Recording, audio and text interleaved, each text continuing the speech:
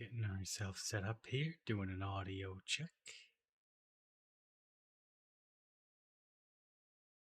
Gonna get this going.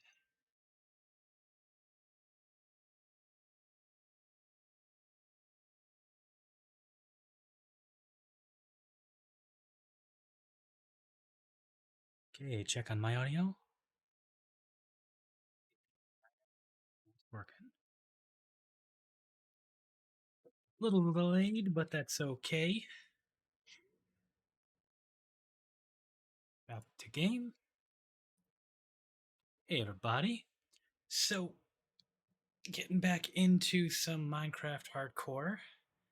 And, yeah, so I have a fantastic new tool for streaming. Because I am just so great at remembering to do my audio checks. Now, every time I close and open the app, I get this that just tells me to check my audio. So, that will hopefully be a reminder to actually do that. Yeah. So, we've been AFK here, and those that didn't catch the last one, quick overview. Oh, we got a wandering trader. Let's check him right away. Hey, bud, what you got? That's cool stuff. I'm not gonna buy it though.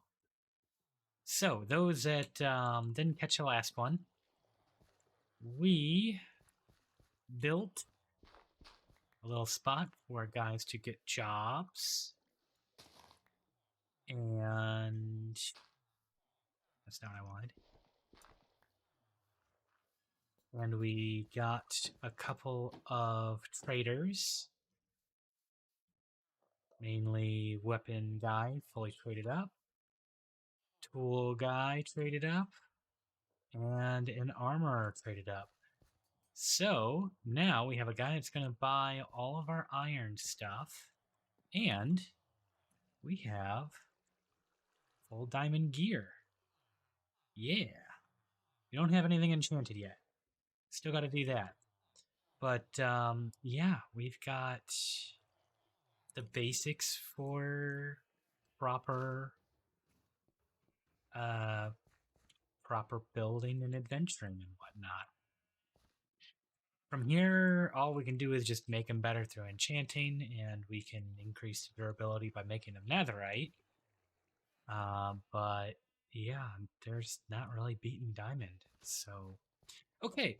So, the last full episode.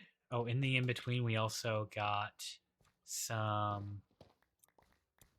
A wandering trader came and got us some dripstone, which we're now farming dripstone for. And with that, we have also started a very basic lava farm over here. I'm not really worried about collecting the stuff just yet because I already have a chest and a half full of lava. As you saw in the half episode. Hello, I heard that. Where are you? You've got a pillager somewhere. Oh, did you get stuck? Did you get stuck in my boat?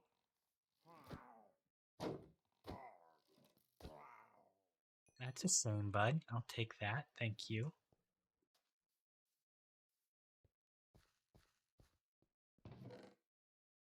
Rothbow. Okay, so, yeah, we also had a couple of wandering traders. One got us the slipstone. Ooh, you're not supposed to be up there. You're supposed to be in the lava, friend. You better fall in the right direction, or you're gonna be a problem that we're gonna have to melt. I should probably also check, like, no, you don't have any golems that manage to wander down into the water? Doesn't look like it. Okay. So we had Wandering Trader, got the mangrove tree, we got jungle trees, and we got the dripstone, and we have the diamond gear now.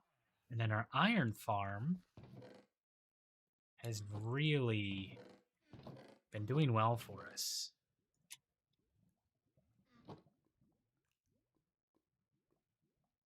It's also getting us some poppies, which we can convert to bone meal, which will become the walls of our house. Pagoda thing. Yeah. I really hope you fall in, but oh, you know what? You not being in there might actually be a real problem.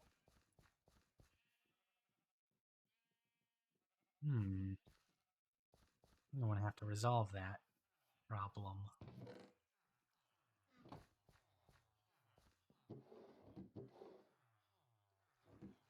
But yeah, we're actually doing quite well here.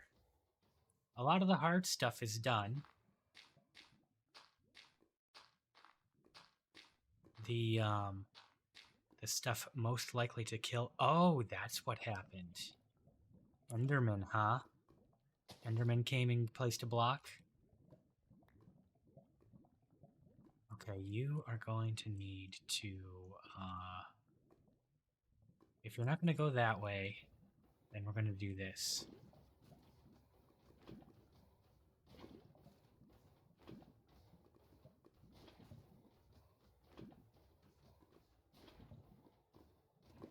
One way or another, you will meet the lava. The water, or that lava, actually kind of pulled you over, so. There we go. Okay, problem solved. Okay, so. New goals with new progress. We are going to need to update that, aren't we? So let's go into our little not so safe base here. Tear down the AFK spot for now. Okay. So let's look at our goals.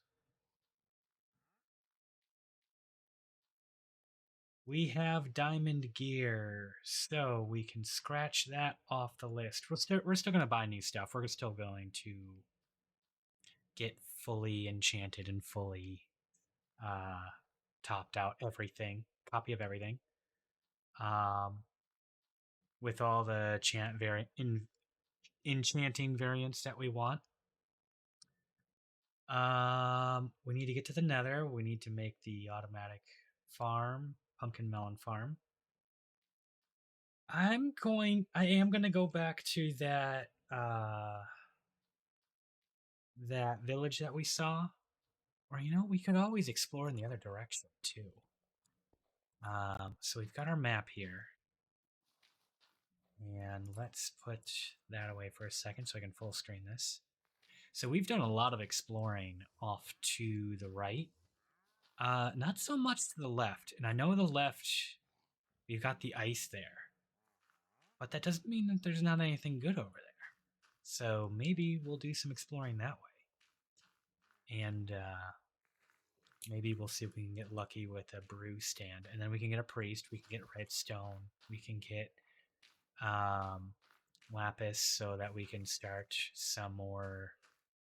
We can start enchanting easier than trying to farm the stuff. And I also have to figure out in here. So the goal, the plan for this is going to be a pumpkin and melon farm. It's also going to be a base, but I'm going to put the output. Oh, hey there, Coco. How you doing? Thanks for stopping in. I'm going to put the outputs of the melons and the pumpkins here, and then the farm's going to be above, I think. Maybe I want to put the storage in the back. I gotta decide that. I don't know if I want to put pumpkins and melons on this side or if I want to put them on this side. But whichever we do, the opposite side is going to have a corner for enchanting or starter enchanting. I'm going to think on that for a minute while we go through our goals here. So the brew stand, we can go exploring. Trade hall, we're starting. We need to enchant gear. We're going to want to go to the Nether, and we're going to need a pair of gold clothing of some sort for that. But that's a pretty good start for our challenges today. Thanks for stopping in, Cocoa Cookie 25. Oh, and before we go out, I did buy some. Did I buy or did I take this home? I don't remember, but I think it was from a traveling trader. We bought some of our cactus, and we're going to make a farm for that. Better get that full netherite gear before the next update. Oh, why is that? Is something happening with the next update with netherite? I actually have not been paying that close attention. But I might not update anyway because I keep forgetting to turn on the shaders. I really like my shaders, and every time I decide to do something like mod the game, add shaders or anything like that, I have to re-teach myself how to do that, and that's no fun because I'm just very lazy. Okay, so before we get this going, before we do all that, I am going to make a quick automatic passive farm for cactus, and I'm just going to put it right here. So that, and while we're working, I'm going to work on filling out our trade hall. So I'm just going to take a peek at guys and see if they've got anything good, and if they don't, I'm just going to ignore them for a bit. Let them get something different. I know I can keep rotating their trades, but that is something that you can just sink a ton of time into to eventually get everything perfect. And I don't know if I want to do that. I might do it off stream because that is terribly boring. But I also kind of feel a little bad about doing a half asleep stream with my mic muted half the time. And I ended up going from just getting out of the iron tool stage to, oh, hey, look, we've got full diamond. Nice. It just kind of appeared there on a very not serious stream. Next update requires you to find blueprints in order to upgrade to netherite. From what I've heard, they've only found in nether bastions. That's interesting. That could be a little added challenge that could be fun. Or it could be incredibly tedious. Yeah. I suppose that would add more value to the bastions, which they're all right as they are. But you know, who doesn't want more, right? Who doesn't just always want more than they have?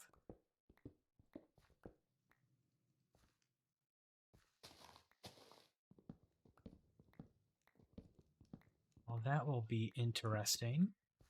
I already kind of dread pumpkins a little bit.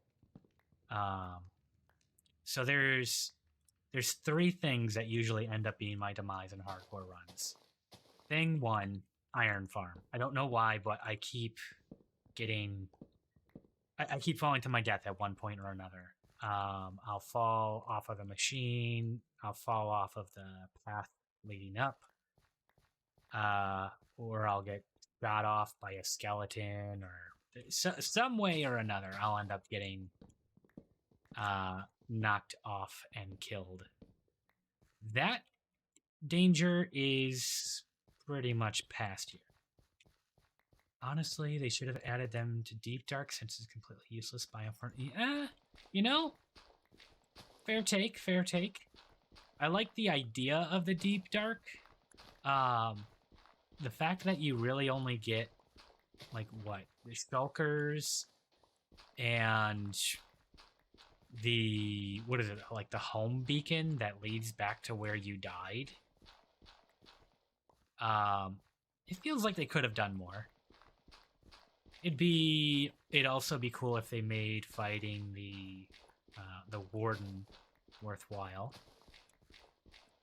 But as it stands now, he's just a challenge.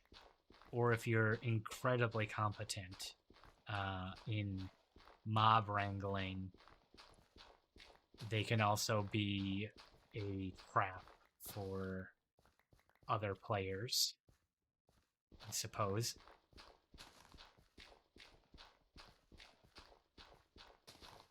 Yeah, it would be nice to make them useful. Yeah, it's it's definitely like an adding a horror element to the game can actually add tension just because of how terrifying the warden is, and he ignores armor and all that crazy stuff. But I like the idea, and you can always just avoid it. But it is definitely a challenging place to be. Though part of that for me might just be because I have so little experience dealing with the Deep Dark that it might be a skill issue. Who knows? Not me. I'm too new to know. To the Deep Dark specifically. Okay. I don't think that's quite enough, but we'll go with it. Let's see. So I think what I'm gonna do. Hello, ocean. I think what I'm gonna do is I'm gonna put the don't want to be negative, but into added stealth heavy biome with the game with terrible stealth mechanic. Yeah, I mean, it's not really meant to be. It is kind of an unusual thing, but I think it works okay. I think they did an all right job with it. Could it be better? Absolutely, but given the mechanics that the game currently has, the fact that they even tried is impressive to me, and I think they did okay. Could be better, but definitely could be a lot worse. And it's a fun mix-up, and it's something that I don't think there's anything that's terribly useful and unique there. So it is something that you don't have to do, which is pretty nice. Okay. So I think what I'm going to do is I'm going to put this farm over here. And I think it's bigger than the size of this. So maybe I'll make the portal here to the Nether. Nether's coming up. Let's get to bed here. The most important tool of a hardcore run, a bed. Never not sleep.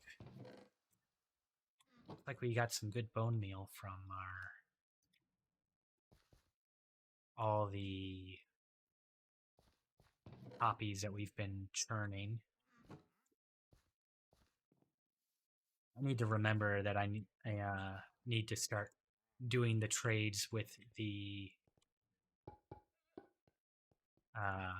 villagers to start building up revenue. Whoops. Sodium is such an amazing mod. Oh yeah, I do like it. I don't really necessarily need it. The I mean, I'm running a 3080 Ti custom water cooling system, so it's it's probably not necessary for the performance, but it does help. It's still nice. And you know, why not? Yeah, I definitely had this is one of those like dreamed about doing it for a few years. You know, since I was in like high school kind of things. And now I finally have the means, so all those cool custom water cooling setups with all the pretty lights and all that. It's it's kind of gauche, but you know what? It's mine. I don't care. I like it. I'm happy with it. Right. Trading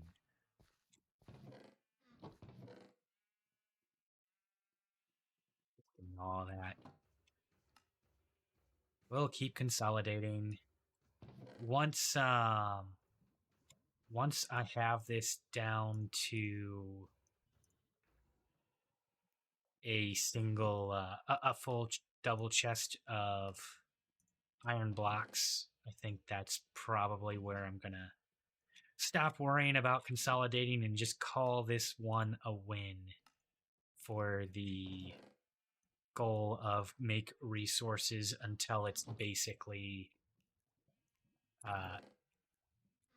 until it's basically free mode, creative mode.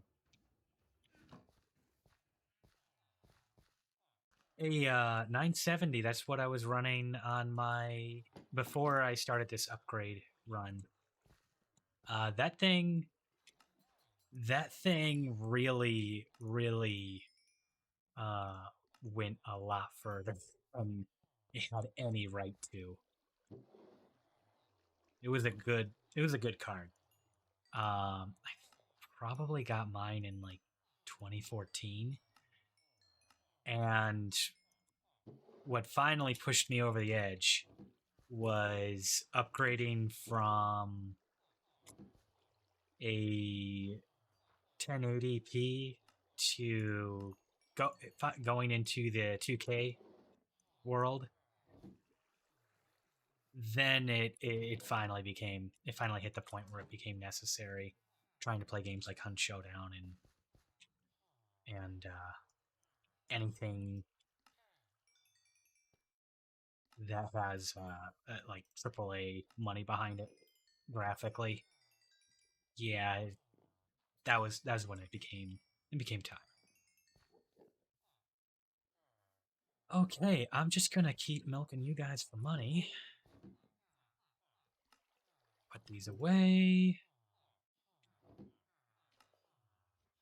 We are doing pretty good on emeralds, 41 blocks.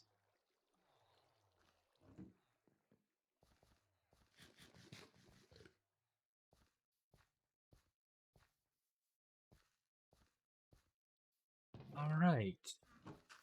So, yeah, I think we're going to do farm here for cactus and then probably the portal over here.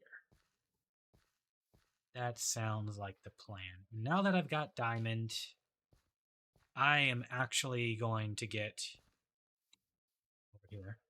I'm going to get some more deep slate. So I really like the look of that block. Yeah, those 970s, they lasted for quite some time. I know let's see, I can date it. So I got the 970 during when Metal Gear Solid 5 V, the Phantom Pain, that was the card that got me to upgrade. And it wasn't, I had a 770 before that, and it wasn't because the 770 wasn't handling it. I actually started, oh, right, that, forgot about that. Where did that block go? Okay, we're gonna use wood. It was because the card, the 770, started having a technical issue. It started artifacting really bad. And EVGA was kind enough to say, well, we don't really make the 770s anymore. It'd be cheaper to just send this kid a 970. So that's what they did. And that 970 got me through to 2021, I think. 2021, 2022. And this build is coming up on its 18-month anniversary.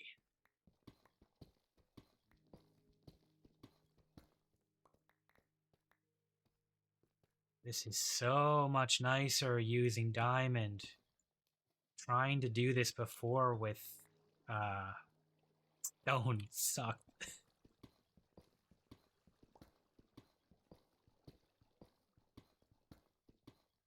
I do need to do some digging on what the current farm metas are. See if there is anything for deep slate other than just TNT machines. Which we can totally do. But it'd be nice to know if there's a better way.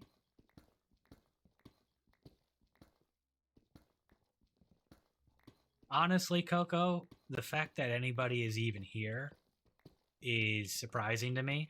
So, come and go as you please. I'm usually just shouting into the void and then uploading the videos to YouTube after. So yeah, you're having fun, enjoy it. Don't feel like you're obligated to come out for anything.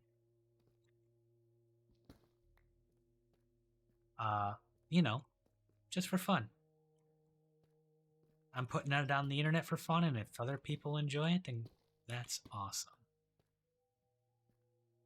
Not trying to make it big here or anything like that. I've got a day job and a second job and a side hustle.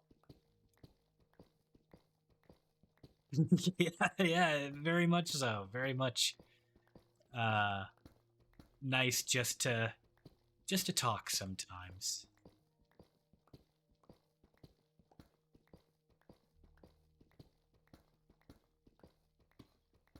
And it doesn't have to be about anything specific.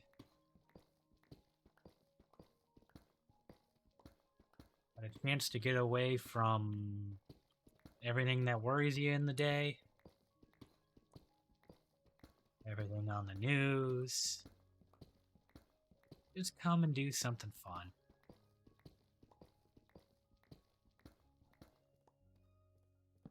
Okay. That's much better. When the ADHD starts kicking in after a few seconds and you decide you're mining whatever. Before it was, just at least get one stack. At least get one stack. Now, that's better. You're going to play the new MGS3 remake, assuming they'll release it on PC? Good question. That will definitely be absent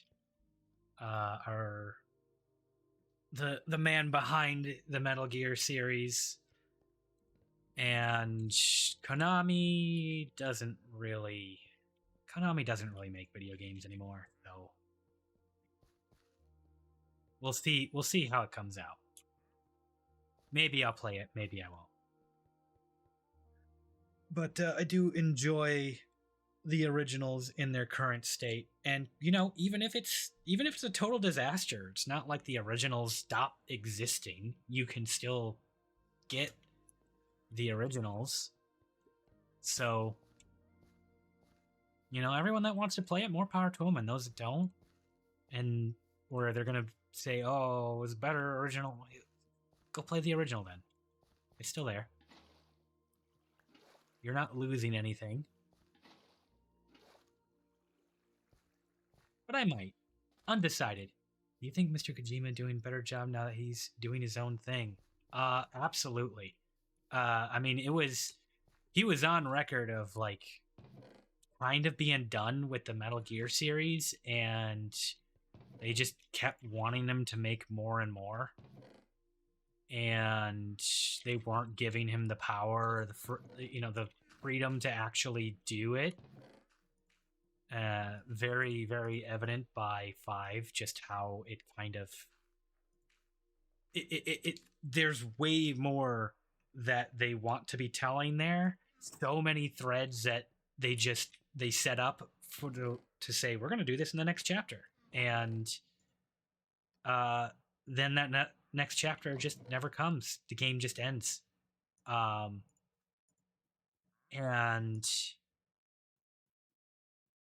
it's it's clear that there were ideas there to for them to go through with, and they just it's not like they don't have the ability to fund a project like that, but they cut it short.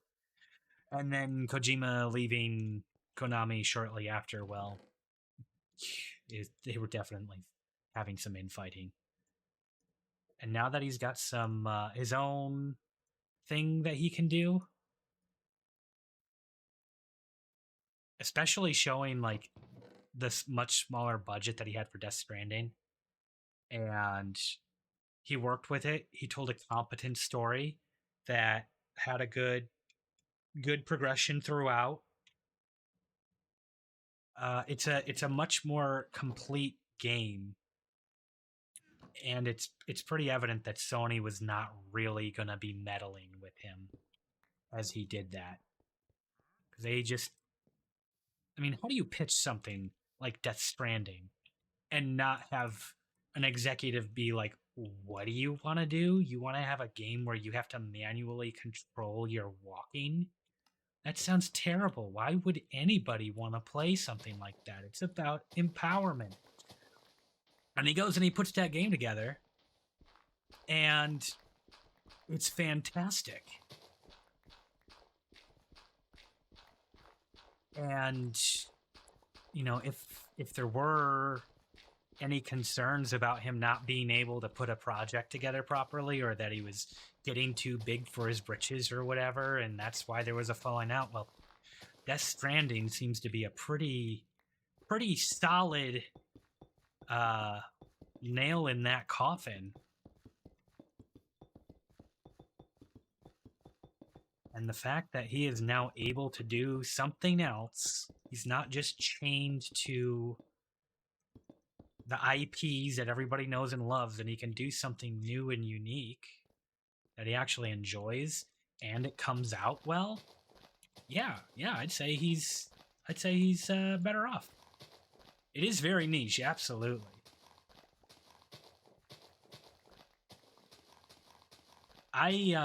For Death Stranding 2, yeah, I have no idea what he's gonna do with it.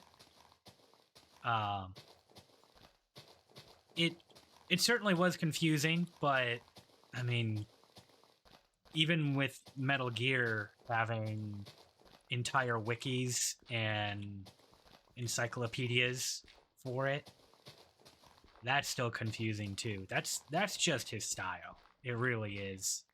And not every story has to be simple enough for it to be fully understood on the first watch or first play. And I like that complexity in his stories. Definitely a difficult thing to try and crack into. Um, even after the fact with Death Stranding, I you know, the more I think on it, I think Death Stranding was an easier story to follow than Metal Gear. Metal Gear had so many players in it, so many moving parts to try and follow. Um, I think Death Stranding might have actually been easier for me to keep track of what the heck was going on. BTs. Okay, got it. Extinction event. All right, cool. Can handle that. Link between life and death. All right.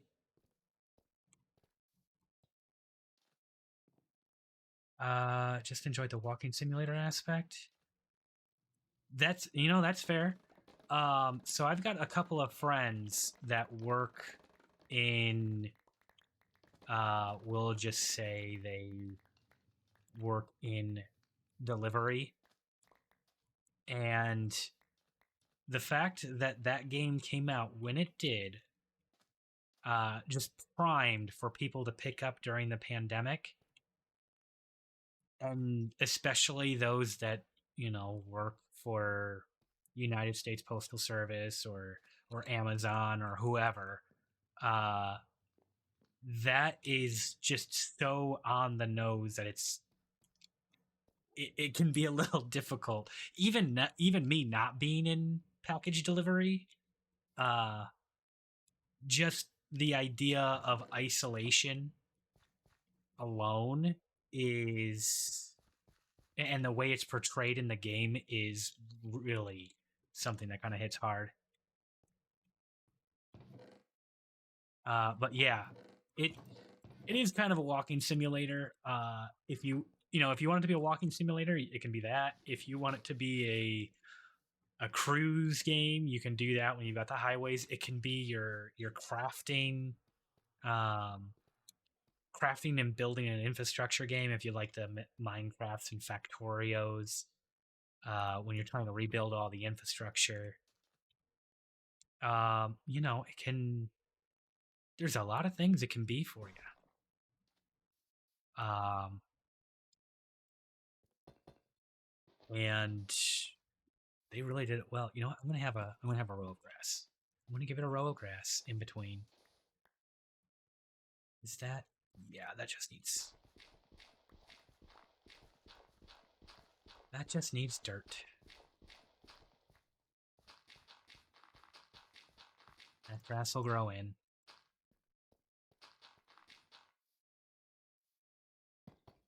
Um, and then I went and placed it in the same spot. I'm an idiot. You know. Um, but yeah, it was a very enjoyable game, and I just introduced it to a friend. I'll let him know you said hi. Um, I just got one of my friends into it, uh, who thought like the story was gonna be too weird and too kooky and out there, and all I had to do was say, "Look, you see this highway? I built this highway. I built this highway, what, like 2 years ago? And I just booted up the game for the first time in a year and a half. And look, it's still here. People have been maintaining this highway for me." And she was sold. She's like, "No, that's you know how to sell things to me." Which is, I mean, it's fair. Done a lot of gaming together over the years.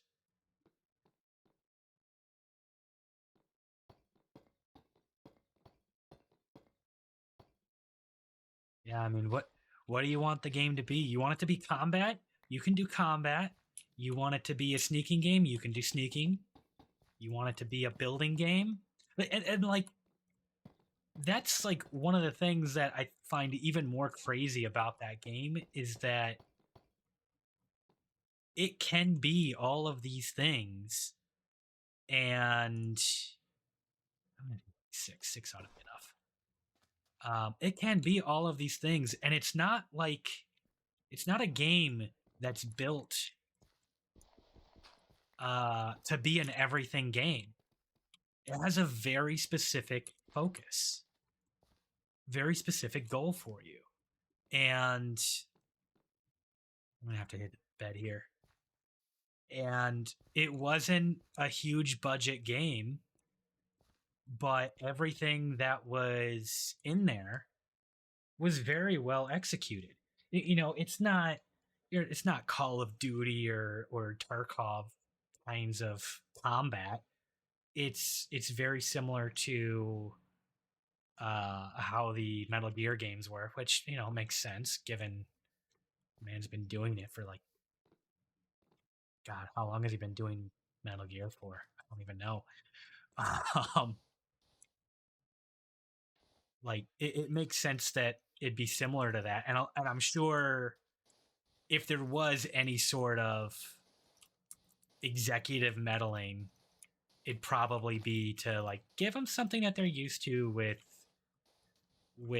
the Metal Gear series when it comes to your combat phases. Um, but it was very competent and all that, and you had the option like all the different options and ways in which you can actually execute on it. So it works. It works very well. And yeah, I'd like to after the success of this. I'm really hoping Sony or whoever ends up publishing them decides that yeah, this is this was the right call, and we need to keep doing it. Keep keep going down that path.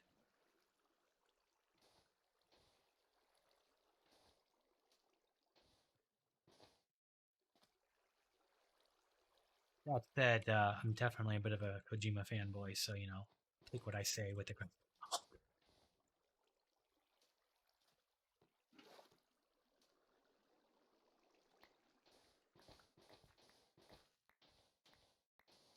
exactly. I think it had just the right amount of scope, and what it wanted to do, it did well. And what it wanted to do was to tell a very weird story of an alternate reality where, uh, well, I guess I don't want to talk about it too much for those that haven't played it because maybe, just maybe, it'd be spoilers. Okay, that's perfect. Then we're gonna get this over here. Like you is sand. Okay.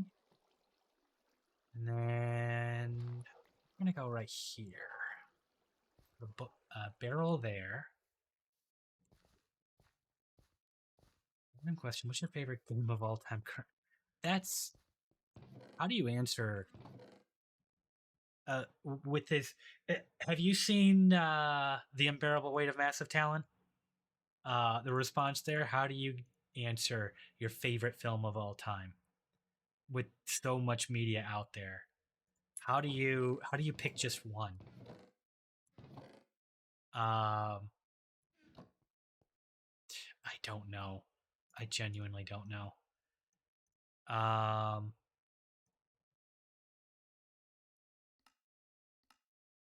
if I went by games I've put the most hours into, it'd probably be either Minecraft, Counter Strike. It'd probably be one of those two. Both of those are games that you play. You play for a bit, then you get really deep into it. You play it for a really long time, and then eventually, just like you know what, I'm tired of this. What am I doing? It's kind of not. You know what is my goal here? It's always the same thing, and then you take a break, and maybe a year or two later, you just get that itch that says, You know, Minecraft. Minecraft sounds really good right now.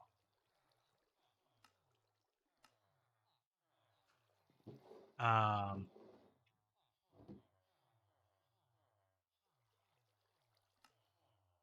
but right now, games that I'm playing the most of would be Minecraft, Tarkov, and Punch Showdown, probably.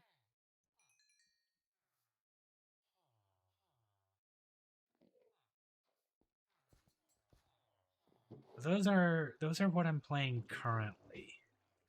My inventory's full of too much crap. Mere random chest. Take my dirt.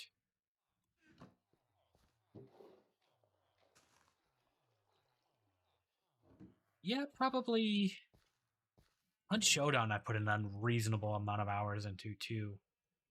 I think that's like approaching 2,600 hours. Minecraft, I don't even know because I don't have a lifetime counter for all of Minecraft. Counter Strike was probably 2 to 3,000 hours.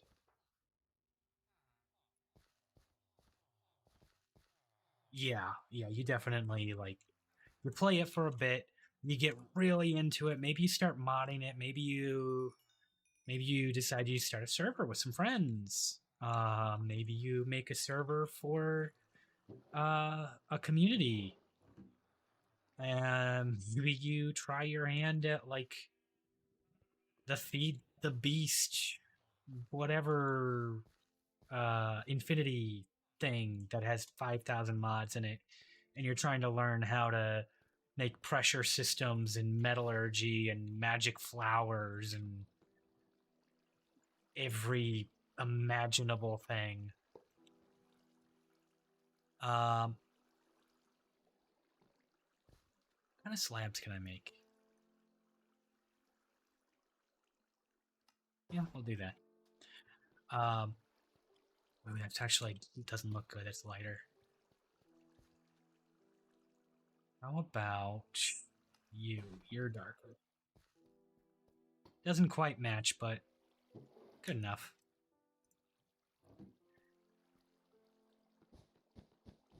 Yeah, it's one of those games that you get really into, and then eventually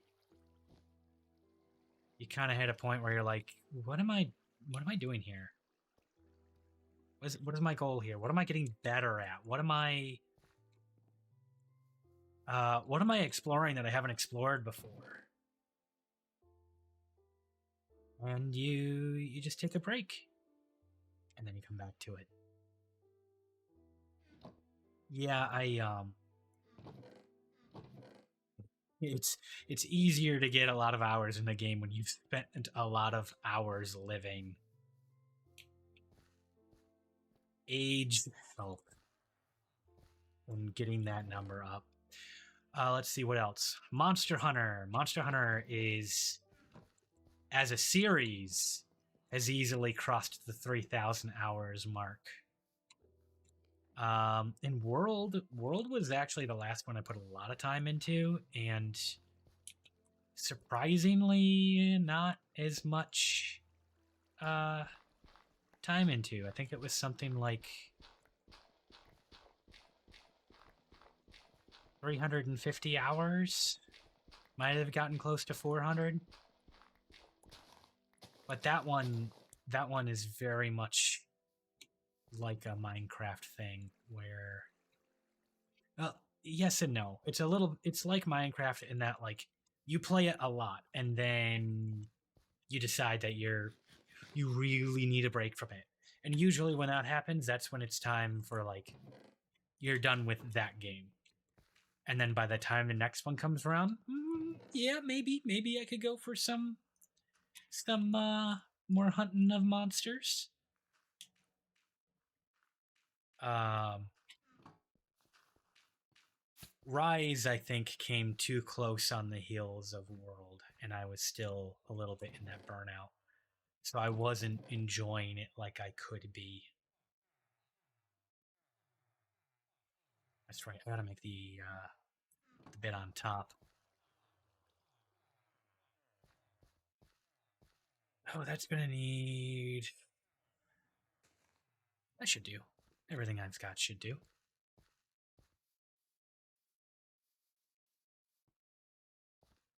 Oh, Monster Hunter. Okay, so Monster Hunter is another one of those games that it it can get pretty involved, pretty deep. It's and it has a very long pedigree of doing things a very particular way.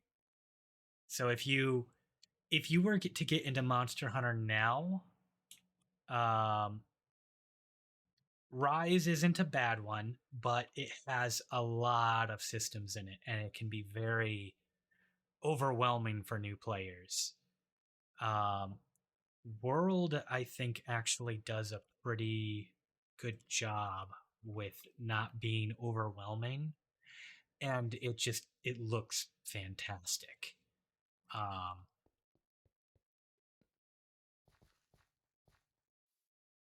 and it has a lot of similar things to Rise, not totally the same, but similar.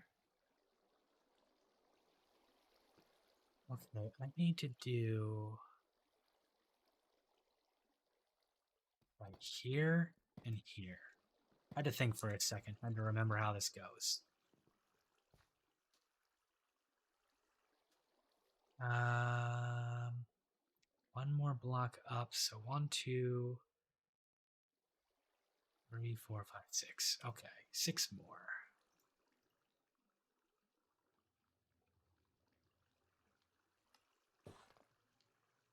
And then we're gonna need. That's probably too many, but that's okay.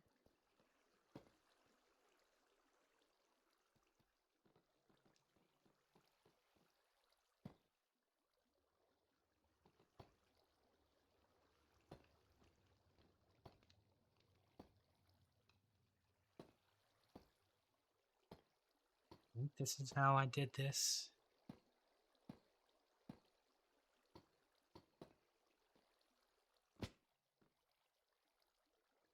And then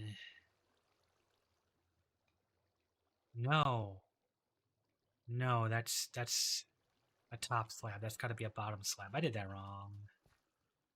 I did it wrong.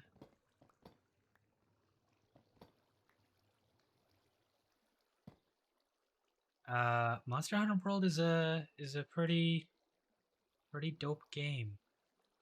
Not gonna lie, I enjoy it greatly.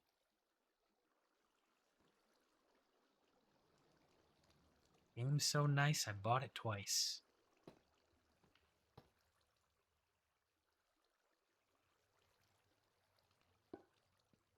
I have a Steam copy as well.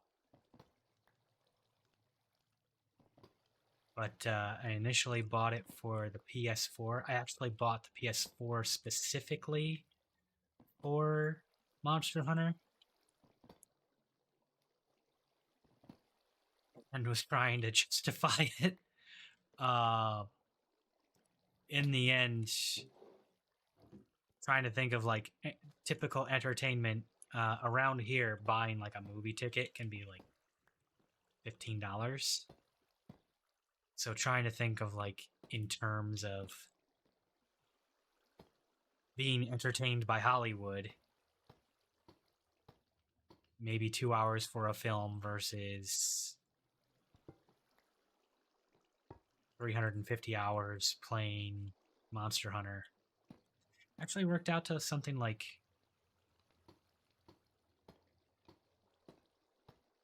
I don't remember what the math was on that. I want to say it was something like $2 an hour. And then I didn't feel so bad about buying a console specifically for one game. But I got some other uses out of it too. I played Persona 5. That was also very good. And started playing Persona 5 Royale on PC. Now that I remember that I was playing that, I need to get back into that. Okay, last step.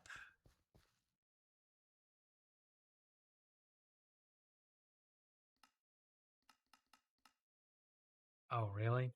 Right. Okay, 1, 2, 3, 4, 5, 6, 7. That's not going to be enough, is it? Nope.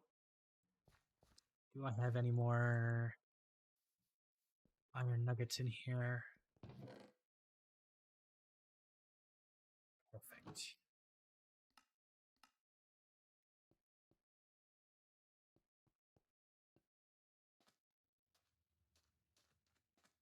Okay. Here we go. Little cactus garden river thingy that also serves as an automatic farm. Because the cactus can't exist with the block next to it, a lantern breaks it when it grows and it gets auto-collected in here.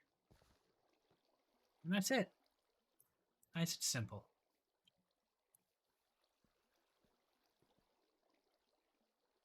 Okay, one more farm done.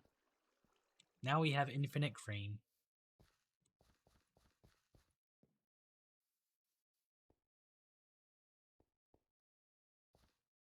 I try not to make a habit of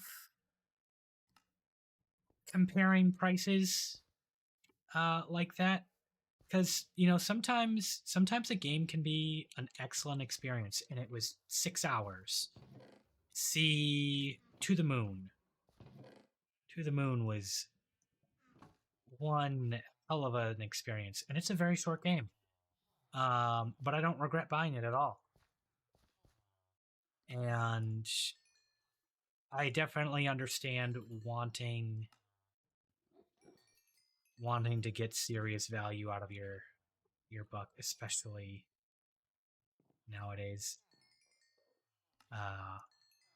But sometimes a good experience is not one that you lasts particularly long. Don't read into that comment too much.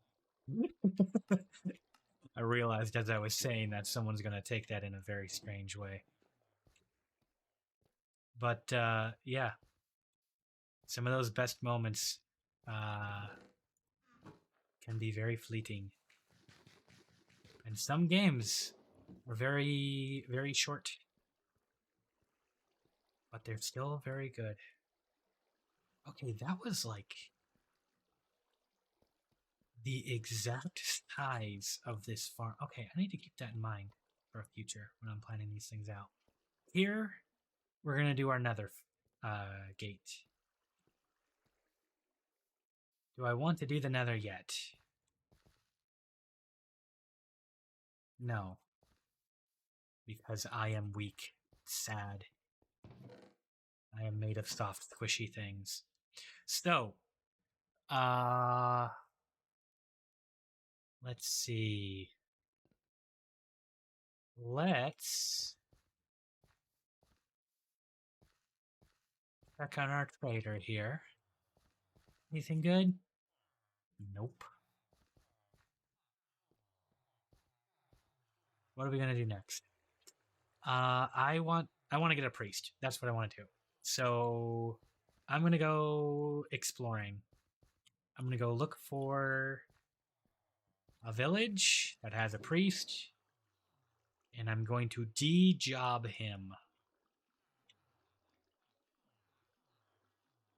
Take his brewing stand.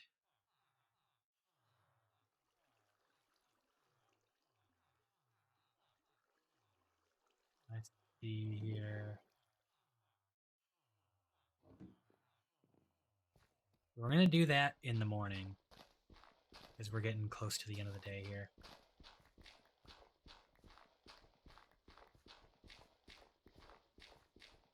Well, thanks for stopping by, Coco. Pleasure chatting with you.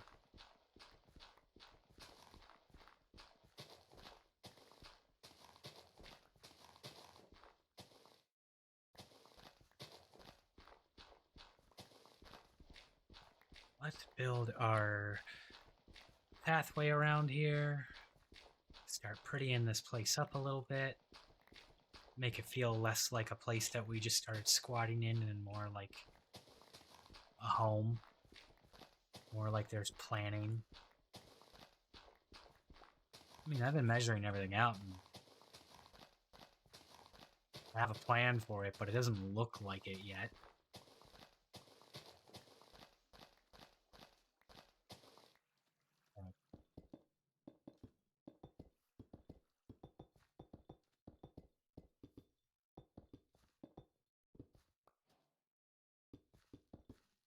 Not really. The first sandstone I've picked up.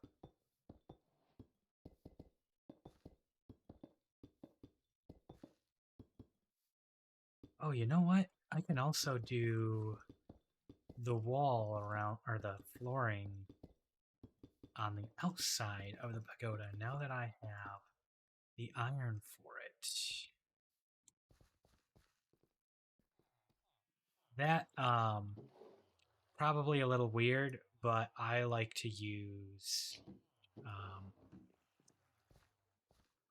this block here, the tool bench, whatever you call it. I like the way the top of it looks.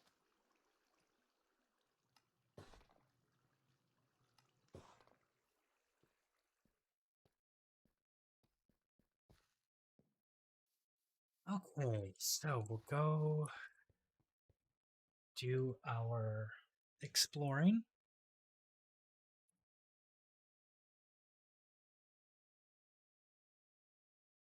Not need to type that.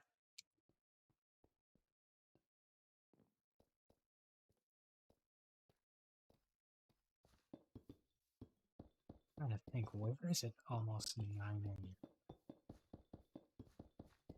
That's gotta be Europe? I think. GMT time, probably? Well, not GMT specifically, but something like that. Step up.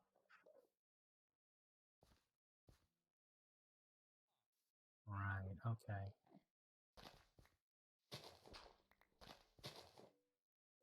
See you. I'm not falling for that. Almost fell for that one, though. Okay. 16 more, okay.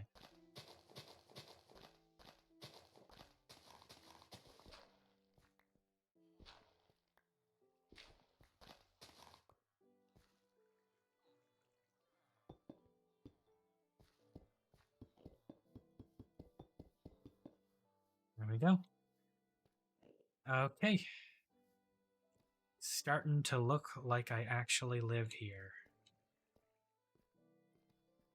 We'll do the outside walk around this thing later. Right now, it is explore time.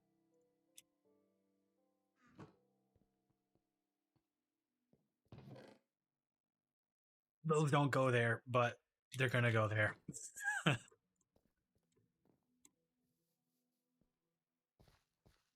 All right, now, do we go back to that one village that was kind of far away that we know? I had more map. Yeah, give me this map.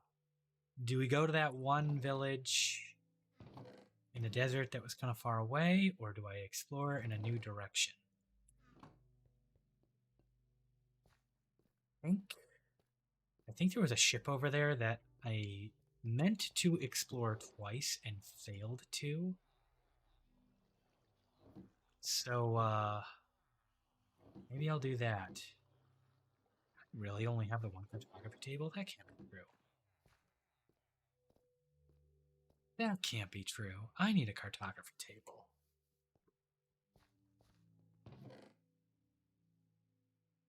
I really only have one cartography table. Okay. New cartography table making time. I think it's 5 pieces of paper for maximum size map expansion. So that should be fine. Yeah.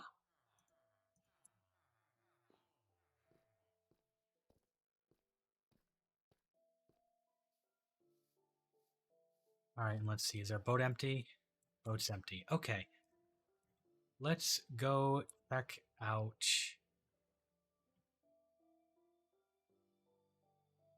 Yeah, I think. Okay, so I'm pretty sure that island at the top in the very middle, I'm pretty sure that was where we had the unexplored boat. Turn off the shaders for now so that we can see to the water. And mapped out them chunks. Okay.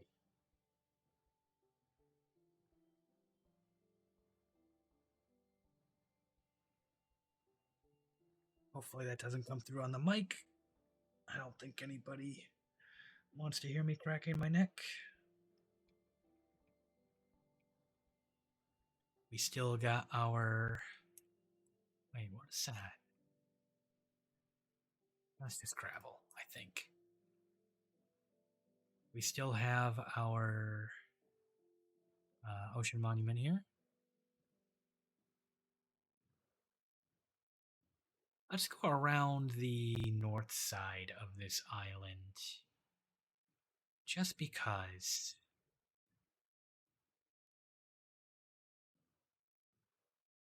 Like, we're going to cross over into the new territory. And when we do, we'll make another map for the exploring north. Well, there we go. So I'm going to go over to this spot here.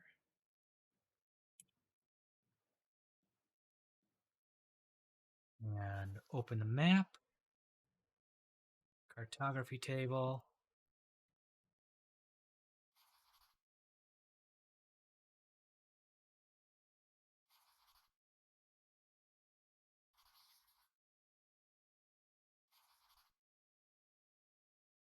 It was actually only 4 pieces I needed. Okay. That's fine. Boom. Boom. We'll continue our mapping of this world.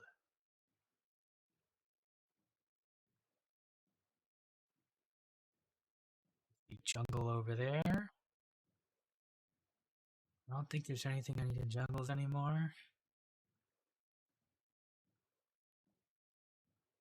Nothing unique to them anyway. I guess pandas, once we start dealing with animals. So far, all we've got is a couple of sheep wrangled up.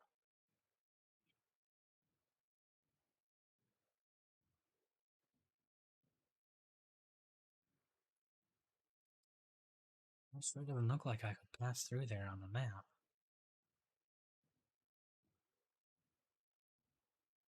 It's a neat little cove. I want to dig it. Probably switch those two. Yeah.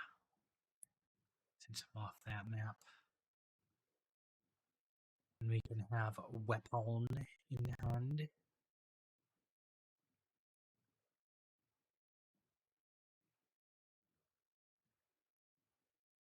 They, a nice little river through the jungle. Kind of dig it. You got bees and honey there.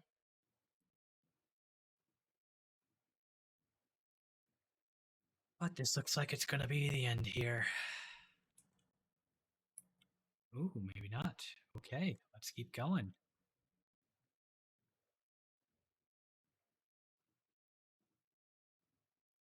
Oh, Mesa. Nice. That the same Mesa that we were in earlier? That's that is an odd formation. All right. You got desert and mesa. That's cool.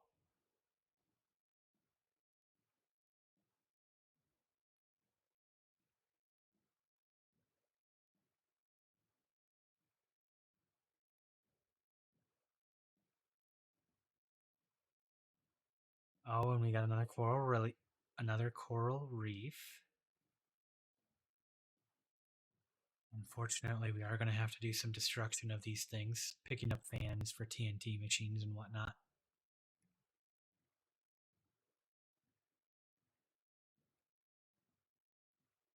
We got Savannah that way.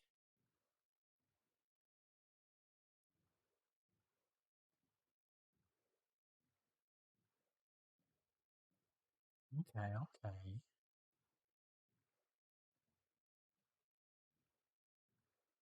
No villages, and I. Oh, you know what I forgot is a bed. Ooh, that was a mistake. That was a mistake.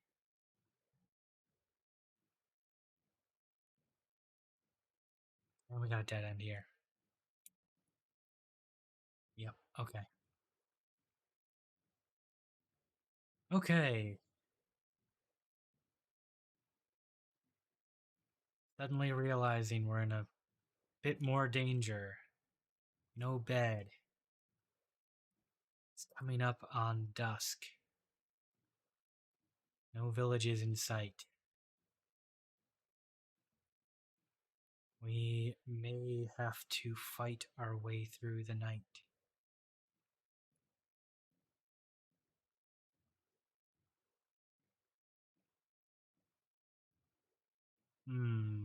Not happy about that. That was not a smart move. That's not how you stay alive in hardcore mode.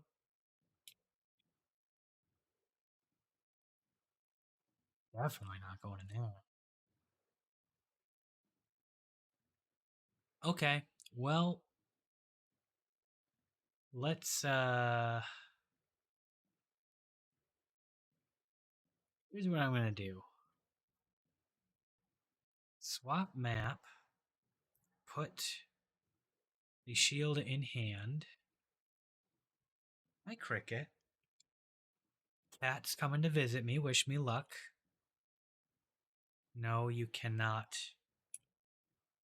You cannot take up my mouse hand.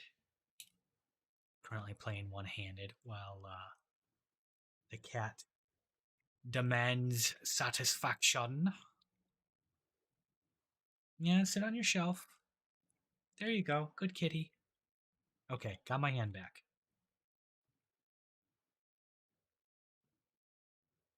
I'm still gonna pet her. Yeah, you're a good kitty. You're a good kitty.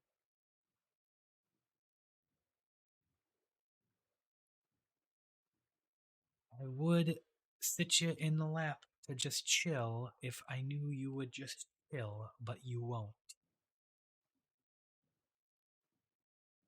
Okay, enjoy your shelf.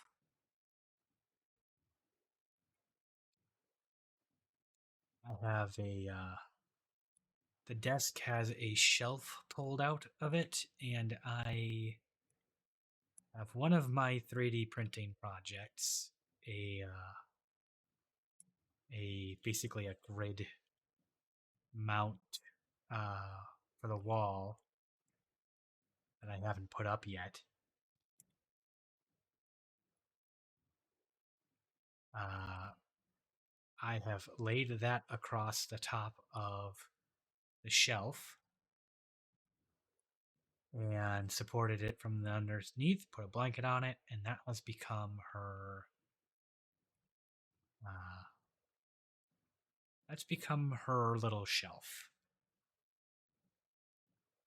So that's where she chills.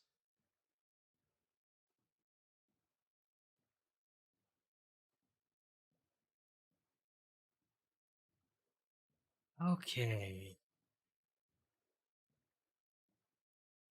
out on the open water. Look at that fucking 3 creepers right there.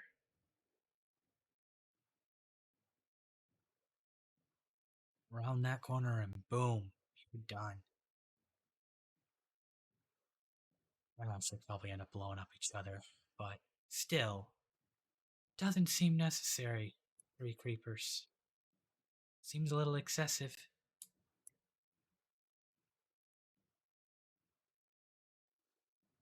Okay. So,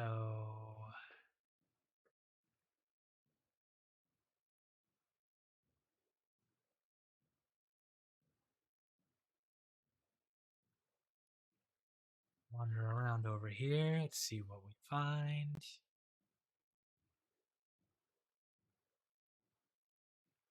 Nothing in there. I've completely forgotten where this boat was. I know I saw a boat. You know what? That's okay. That's where we turned southward. Let's go.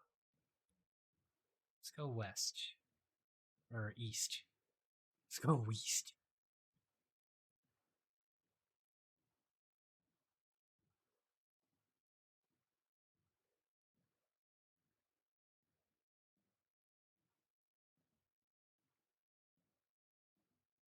Oh, wishing I brought a bed, but we're doing okay so far. There it is. I think I see it.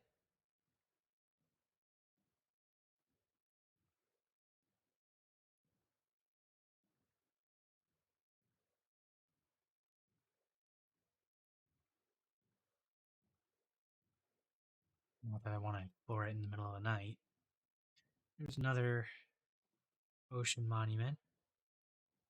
Things are much easier to see at night when they're the only thing lit up.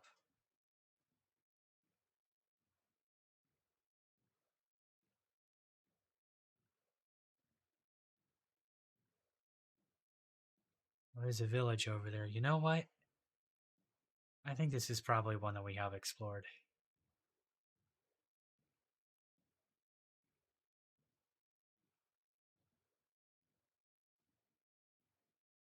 Let's find out.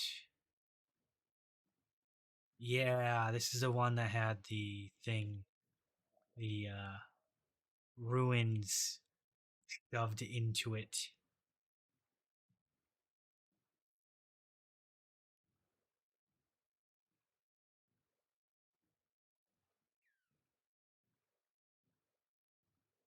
Don't think I'm gonna make landfall with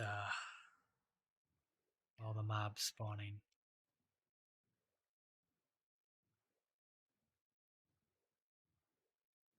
For those that wondered how I get by using an axe as my combat tool and not a sword, it's by playing like this. I don't want to fight the monsters. There's a boat. That kinda looks like maybe the boat I was seeing.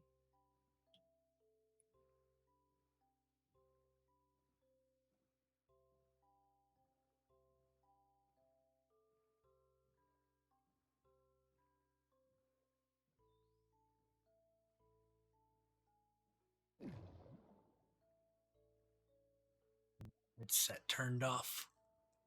Yes, it did. Game audio not loud enough to keep the headset on. I'll just turn that up all the way. No, you know what? I think I explored this one. I think I explored this one too.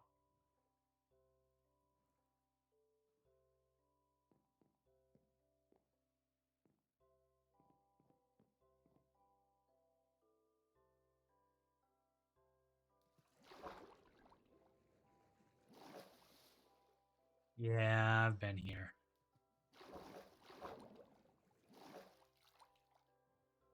Okay, moving on.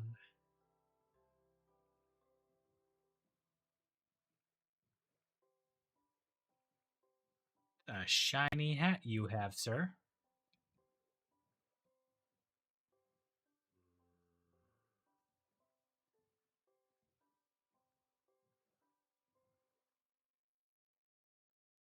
Oh, we're off the maps entirely. Okay, let's go back. Let's stick to the maps we got.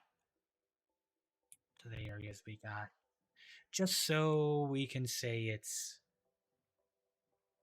uh productive mapping.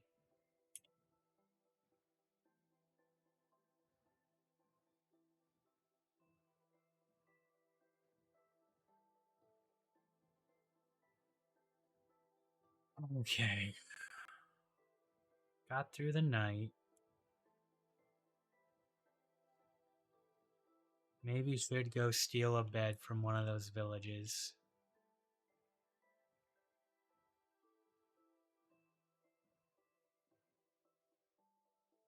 Gotta be right on the edge of the map.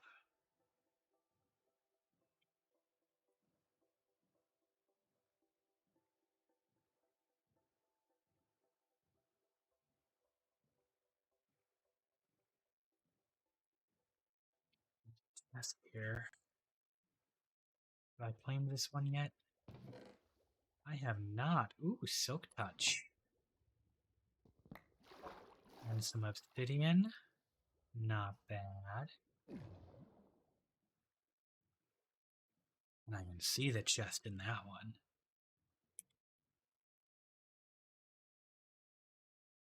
There we go. Back on the map.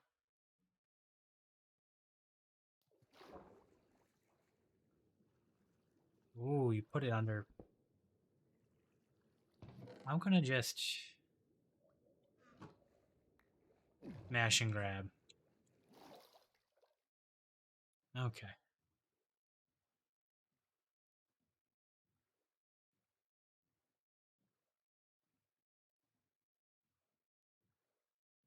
There's that ocean monument.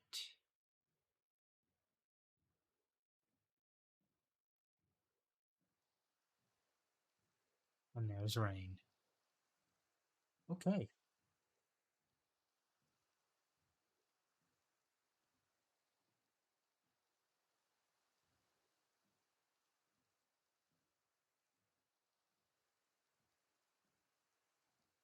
I'll go to finish this section of map out and then start moving south again.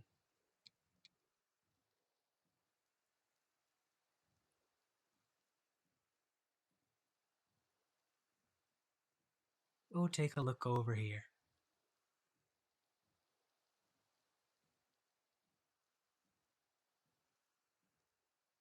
I think I need to resync my mouth. It looks like I'm frowning a lot more than I am.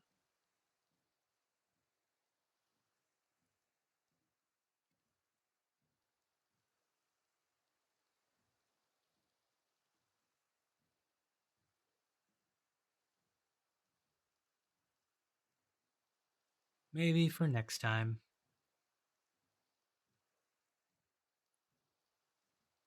Did make some good progress on the lamp I am building to act as a ring light. All the mechanical parts look good.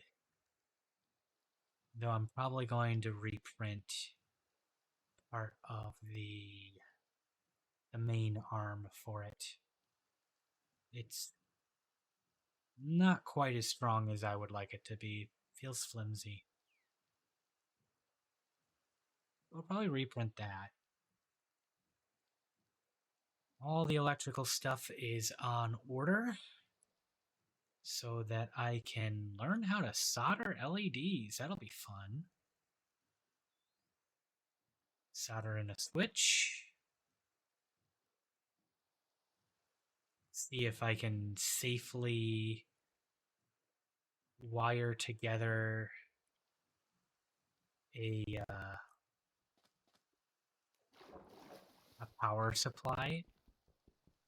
That'll be a new experience. Here's hoping I don't electrocute myself and die.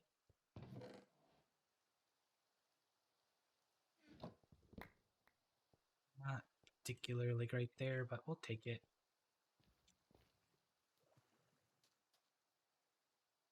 Okay.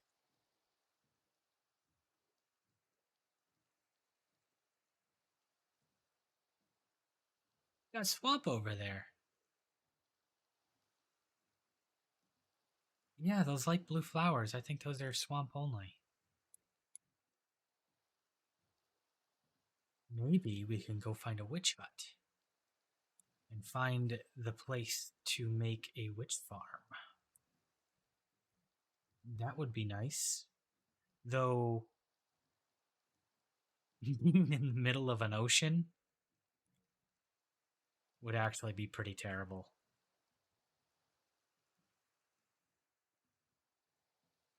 That would not be great.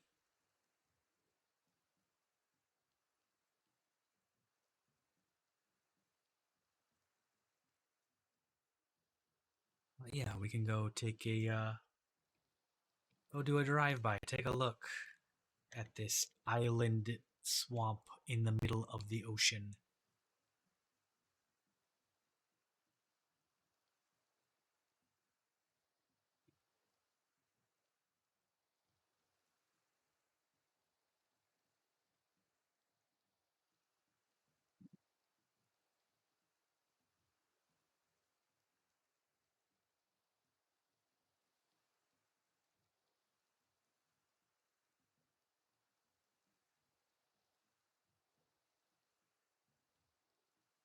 There's a ship.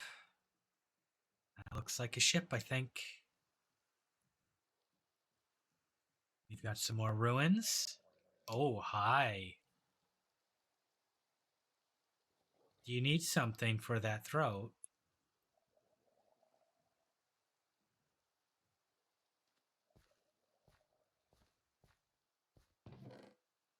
Hey, buried treasure. Actually, very close. Let's put some of this stuff away. Keep that.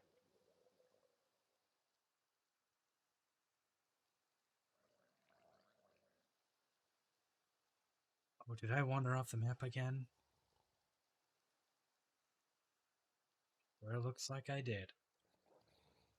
All right. Well,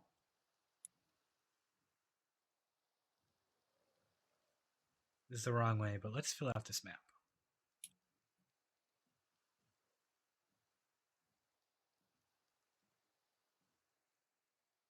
Okay.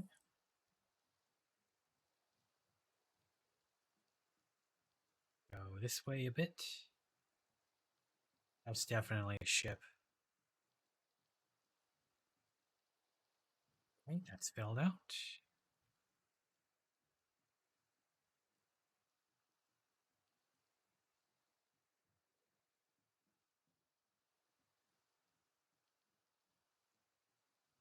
Is there another ship?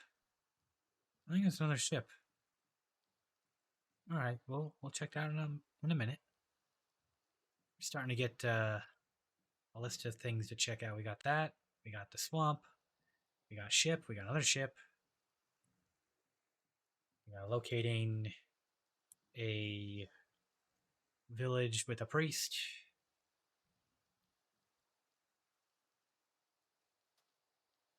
Okay, let's go here. And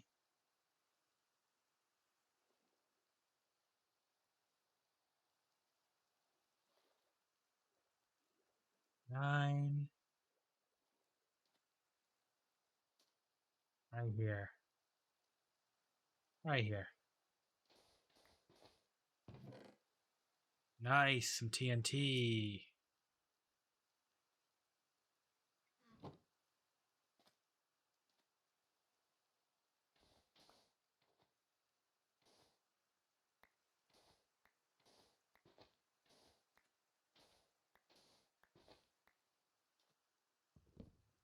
All right. Mark this one as found. Where'd my boat go? There we go.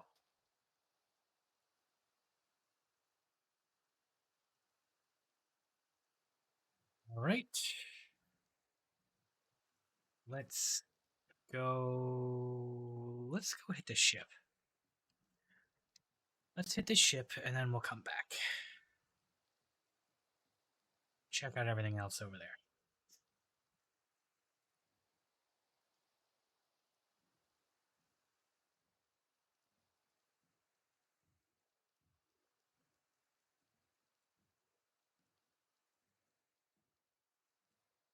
Well, this will be the last thing I check because ship's got some of the best potential for drawing me away with the buried treasure map.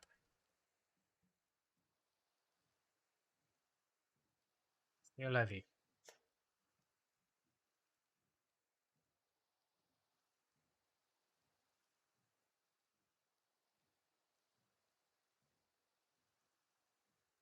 Another jungle in the back there.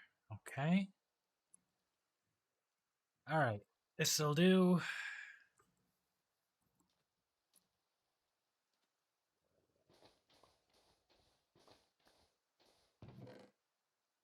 Oof.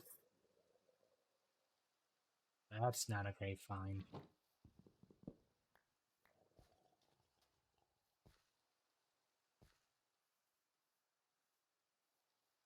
Alright, what do we got here? It's a relatively intact ship. It's probably got all three of the chests in it. First, Captain's Quarters.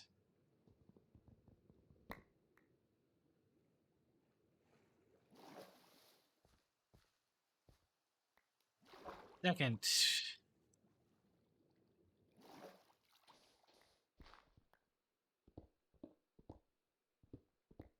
I don't know what you'd call this section. Another buried treasure map. Leading to the same spot, so that's garbage.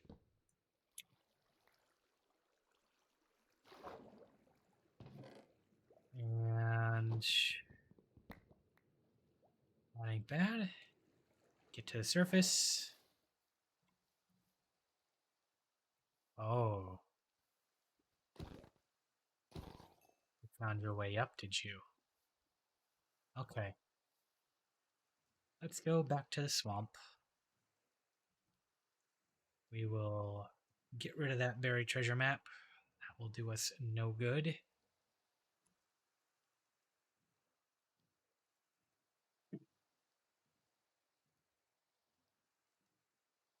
Okay.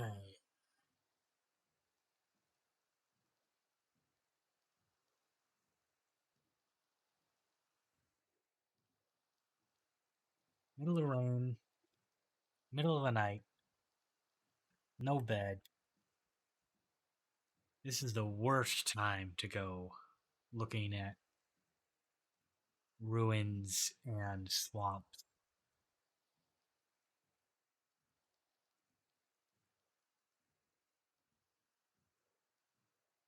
Let's see, how bad does this look? Can we see the chest? Oh, I hear that. Oh, two. I hear two of them. Okay. Oh, this is really not the best.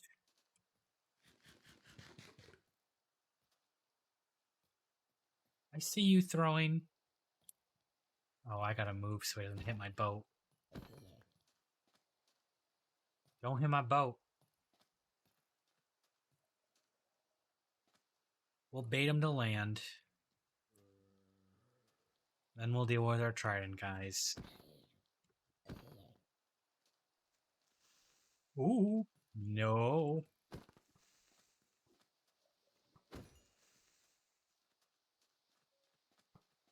Right, come on.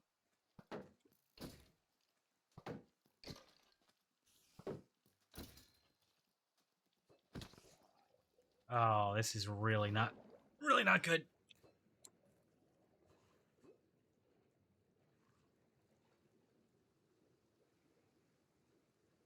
This is why you need a bed in hardcore.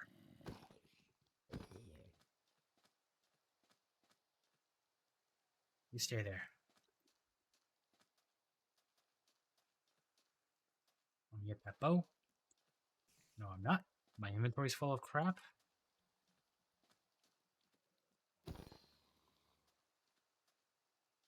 What on earth? Get rid of the feathers. Get rid of the boots. Spider eye. Don't eat it.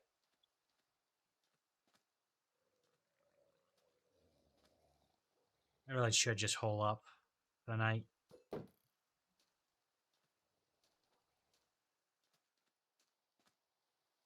What else can we pitch? Axe, rotten flesh, dirt, gravel.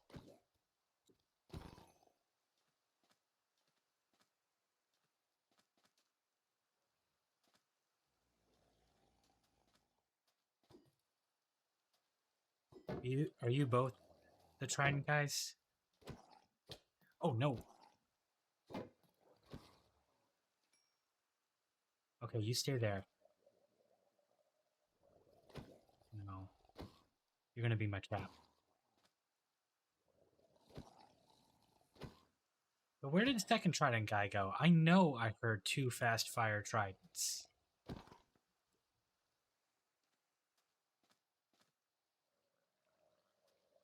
And that is not an angle. Oh, hello. Alright, let's go get that bow and those arrows. Okay. It was very dumb not bringing a bed.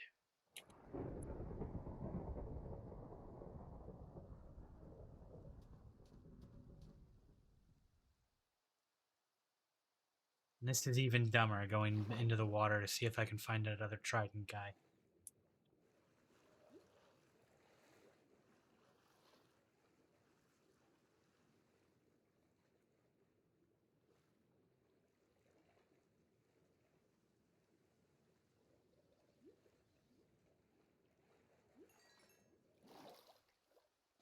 I don't see any other Tridents. Oh, my freaking worst enemy. Is the children.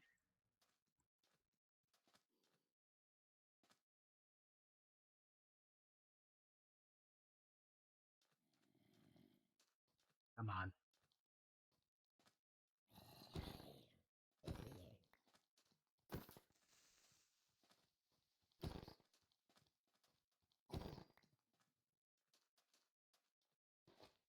Oh shit.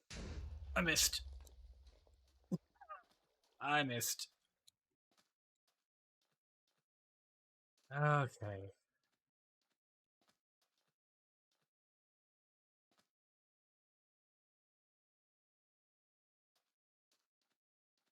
Come on, spider.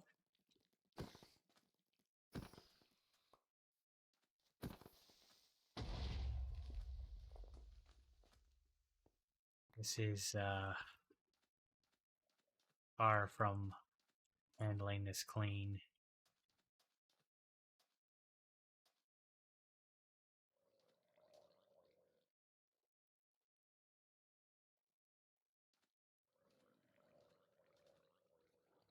Oh.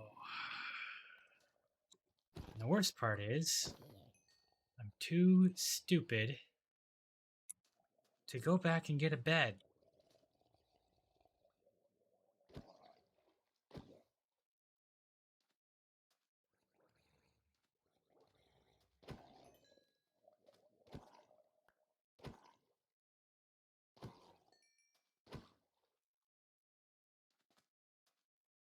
Where is that moon?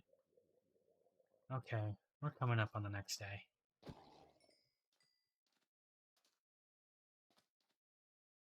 Let's go out here and do some sorting.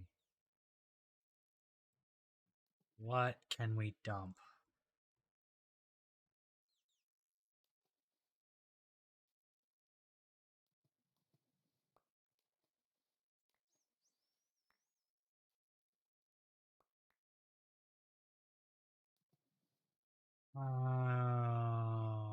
That's probably good enough for now.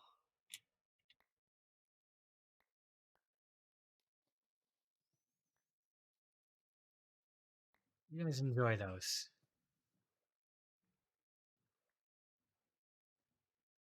Orpus is playing with the stuff I threw out.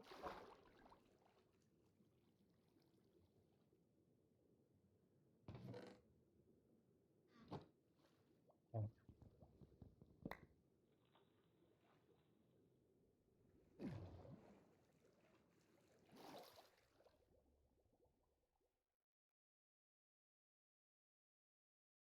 It's the same buried treasure map.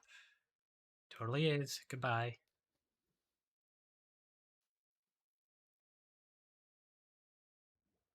Alright. Back to our Swamp Island adventure.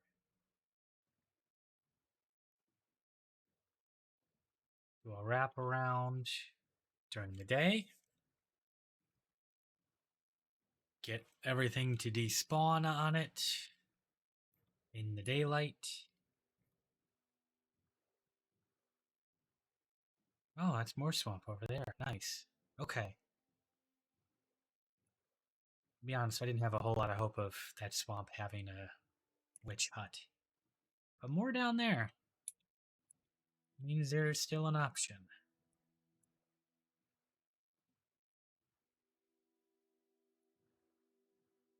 There's our circle. What's that on fire? Oh, lava.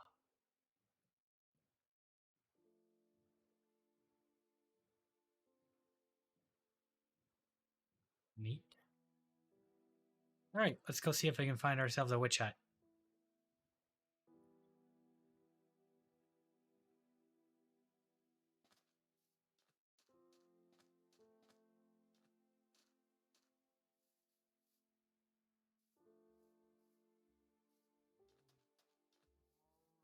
So, for those not in the know, witch huts. Very small little wooden structure. Only spawn in swamps. Can only spawn witches. With the exception of the very first time when they spawn, they usually spawn with a black cat in there as well. But only once on initial generation.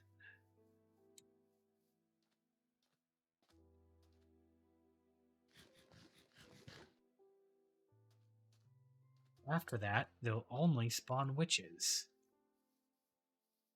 which makes them ideal for witch farms. Witches will drop redstone, glowstone, sugar, sticks, glass bottles, gunpowder, random potions, and spider eyes, I think is the last one. What the heck? Oh. Hello. Hello, buddy.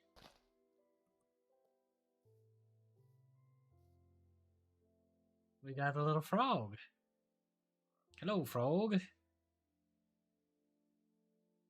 Hi.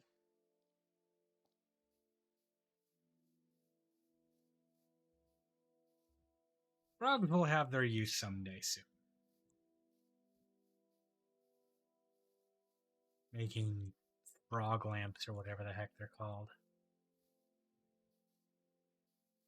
Bring some to hell and make them feast upon the magma cubes.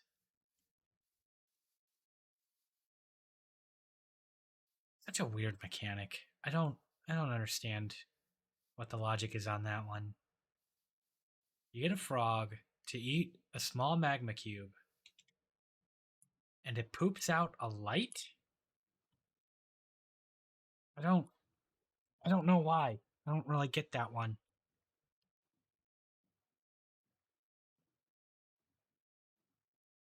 But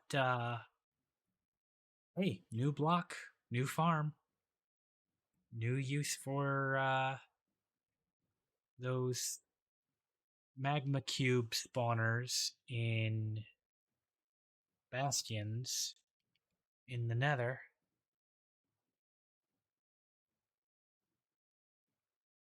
Okay, we have another swampy area here. It doesn't look too big either. But we'll take a look for a witch hut. Maybe we'll get something.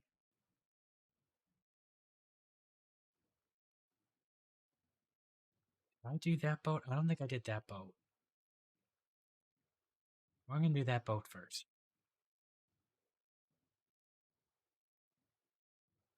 Oh, that swamp. Okay, there's a lot more swamp that way. That's cool. We got more chances. And if we can find it somewhere, within like one big map of our home base, it's fantastic. I don't want to have to keep traveling very far back and forth.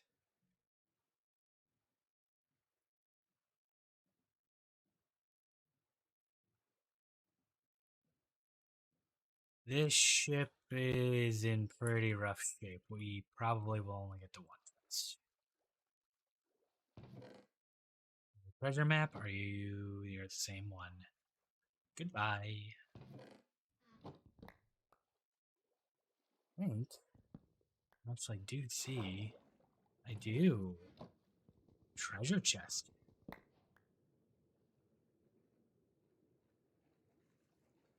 I actually got two out of that. Nice.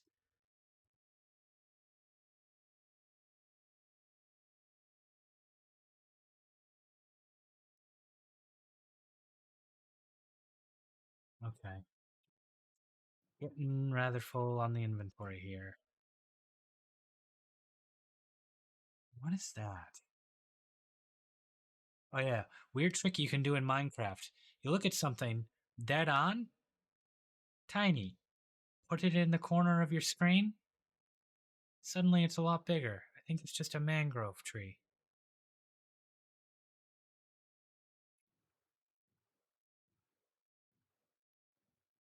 Um, just a weird effect with the uh, what do you call that? Field of view. The way they generate it. Minecraft does it a little weird. Things get big in the corner of your eyes. All right, what do we got here? Oops. Mending rod. That's pretty good. Don't say no to that.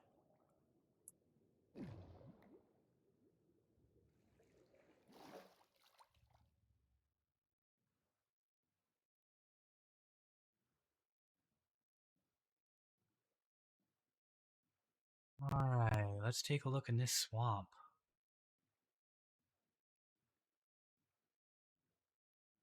We'll just park right here.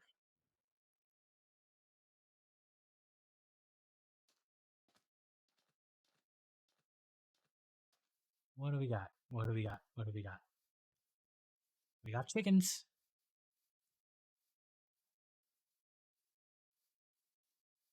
We got nasty swamp water.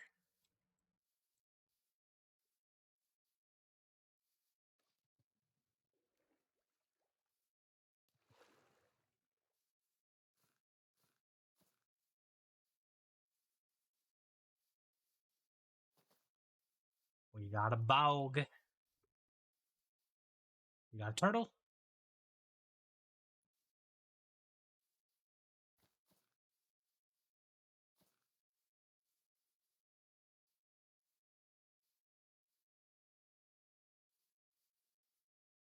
Another frog.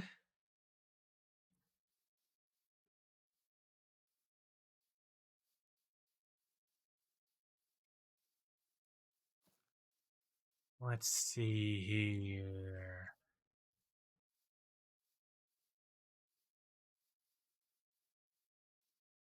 We got some shapes.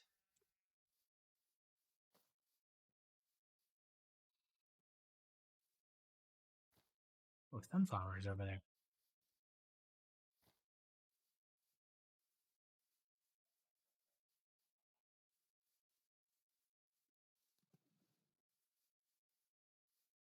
Don't think we're gonna get a witch hut in here.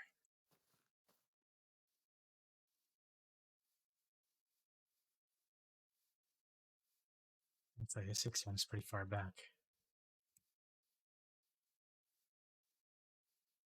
Keep looking. Keep looking.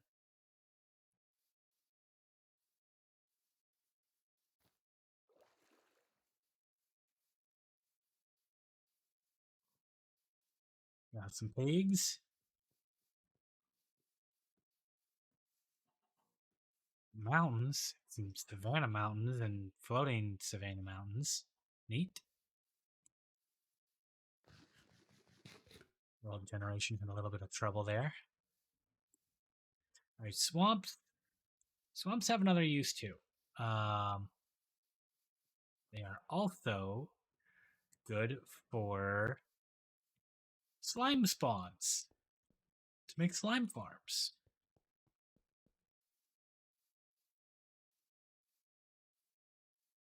There's also the much more technical and difficult or kind of you can kind of cheat too. I don't know if you'd really call it cheating, but there is the slime chunk. Ooh.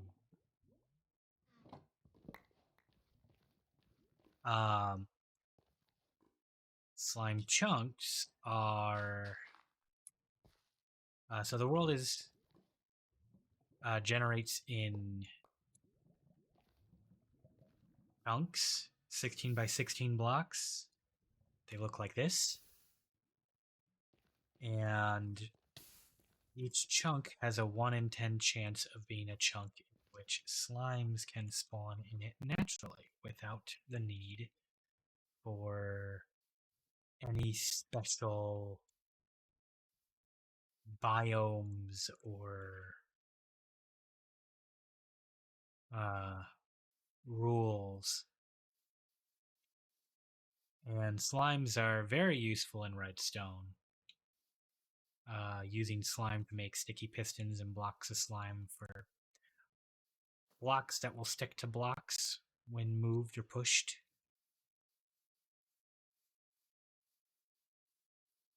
And there's two big ways that you can make farms for these slimes since you're going to want a ton of them. One is you take over a swamp. The other is to find one of these chunks that will spawn slimes and turn that entire chunk into a slime factory. The slime chunk method, most people will look up their seed information and use an online tool to look at what chunks are slime chunks. I wouldn't really call this a game that you worry about immersion a whole lot, but it is a little immersion breaking.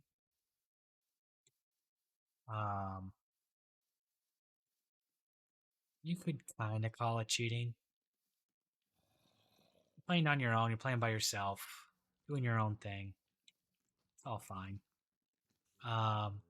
The other way to figure out which chunk is a slime chunk is to just like go underground in that chunk and mark out the chunks and figure out the slimes will spawn even when it's lit up. Is that a strip? What the heck is that?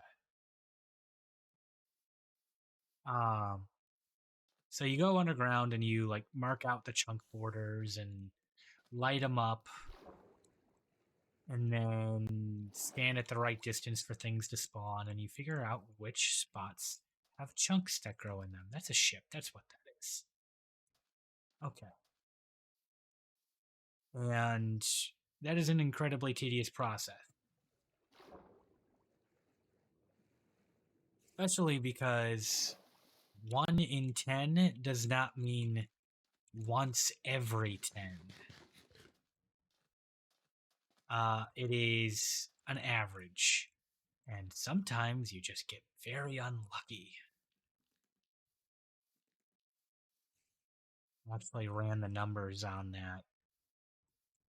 Trying to get a villager, 2 villagers that had uh, the pumpkin trade.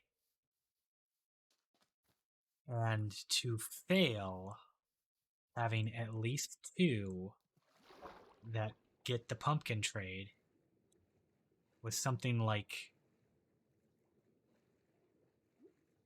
a 2% chance when you shoot and attempt 6 times. It was abysmal luck to fail a 98% chance for something to succeed.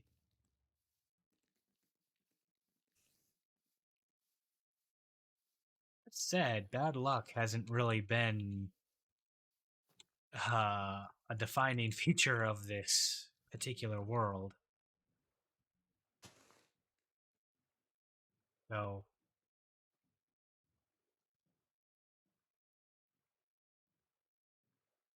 I forgot why I was talking about luck. Oh, because of slime chunks. There might be a slime chunk like directly underneath the place we're building, and that'd be really cool. Or like one that's really close.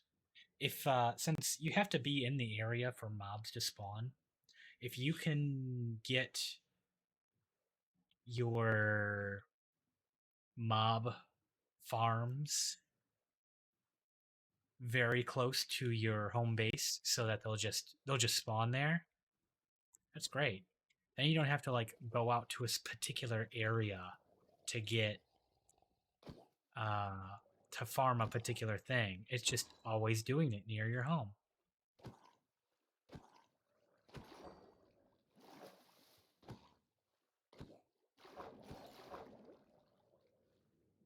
Yo, stop. Stop spawning. Just give in. Just give in, buddy.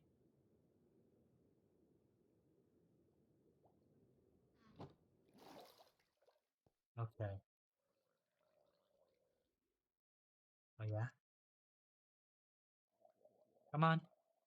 Come on. Get up here. Oh, you really jumped up there. Okay, next one. What do we got? Yoink, yoink, yoink. Lure 3, not bad.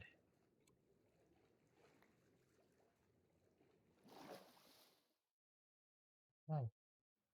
Go check out that ship. Oh, piece of copper. Yeah, might as well. Give me that piece of copper. That's another farm I've never made before. Copper farm. Which, we actually farmed the drown. The undead water zombies that I was just fighting. This is not particularly great.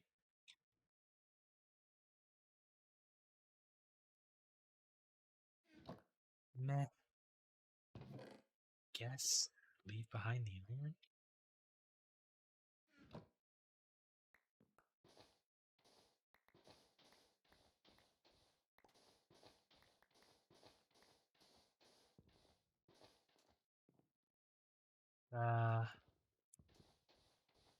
Not exactly a crazy good ship here. Is there even going to be a chest over here?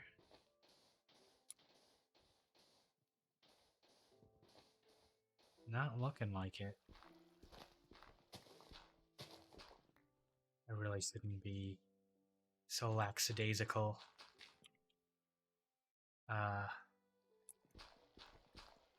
In the middle of the night in hardcore mode. Putting myself in a little hole for a creeper to just come in there and blow me up.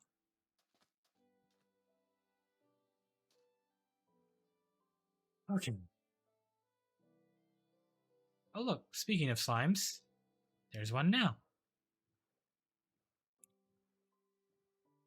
Spawning on the edge of the swamp. Come here, bud.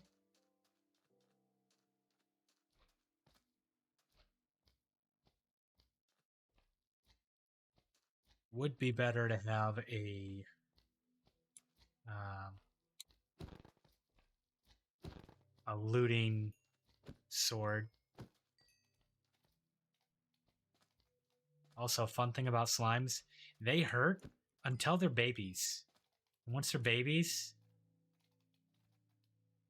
aw, you guys love me.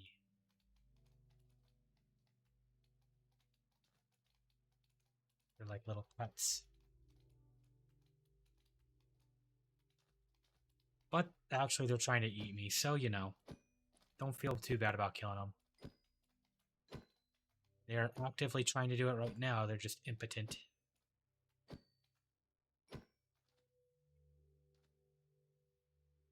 Let's see. What do we get rid of? Oh, you know what? This. Boom. Now it stacks. Brilliant. Anything else we can throw in there?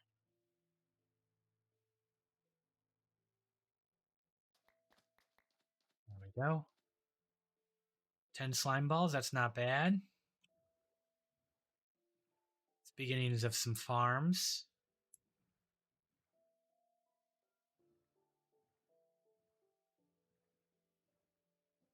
Okay, that swamp is starting to get pretty serious. I'm gonna have to just remember this area. I can't explore all that. Not realistically in a stream. We're at 2 hours. I'm kind of learning a little bit about myself with streaming that right around 2 hours when the mouth kind of stops moving so much. Or, you know, maybe the fact that it's 4 a.m. That might have something to do with it. Cricket doesn't mind, though. Do you, Cricket? Cricket's the cat, by the way. He's just sitting here chilling, enjoying. I'm gonna have to float this boat around the island. All right. Well, we have what looks like a very big. Um, why are you? Why did you live? You just pick up that arrow and then you couldn't despawn. Is that what it was? Probably something like that. What was I just talking about? I don't even remember.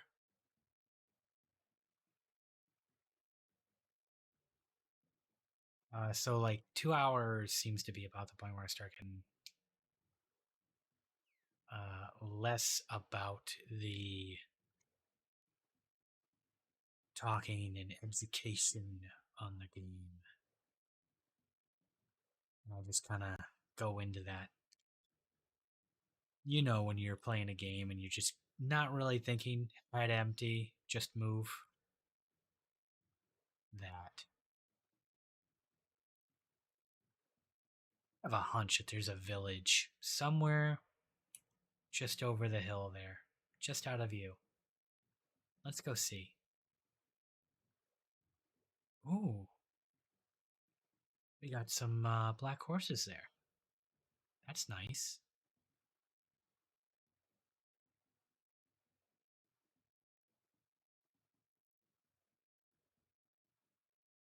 Maybe when I get. Oh, we're actually pretty close to the area we've explored already. Okay.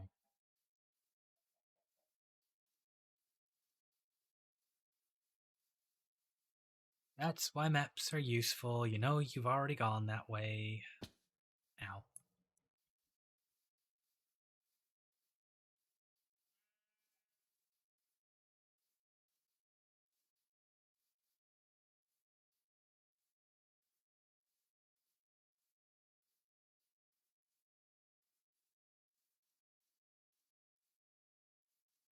I get my. What was I saying? Oh yeah. Once I get the traders up to start getting things like saddles. I think you can get saddles from the leather workers. Then land based exploration and travel will be much easier. Getting a horse. Or maybe a donkey or a mule so that we can put a chest on them. I always get it mixed up if it's donkeys or mules that you can both ride and put a chest on. It's horses, ride in armor, and then donkeys or mules you can put a chest on them, but not a saddle. And then one is chest and saddle, but no armor.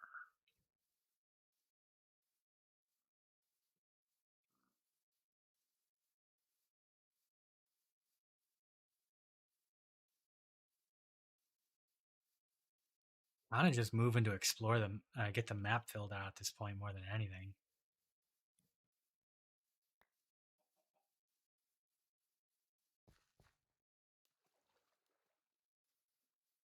Okay, that's kind of cool. Little river into a cave with some waterfalls.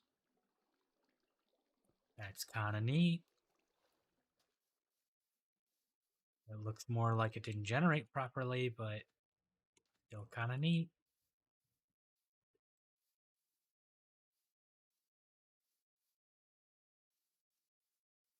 Oh, what the hell? Let's get this. Let's get this northern point explored. Hello, Wolfie.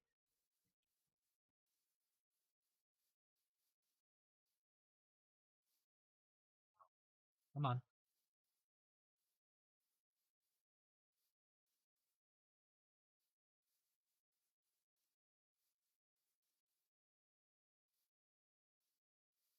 You're gonna make me go in the water and finish the point, aren't you? Okay. Here we go.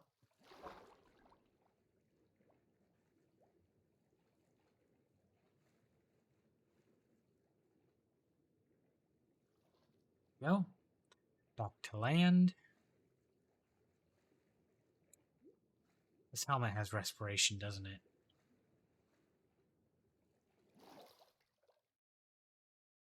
Respiration 2, not bad. That's just as it comes from the villager. Probably should have paid a little better attention to where my boat was when I abandoned it. Let's come down on the other side of the peninsula. Get that filled out on the map and see some different things.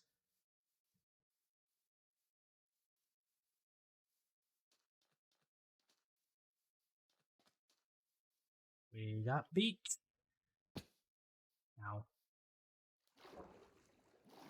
we got turtle.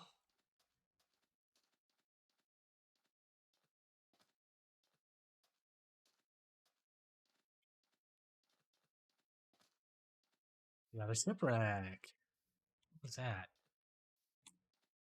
I just guess it just looked funny.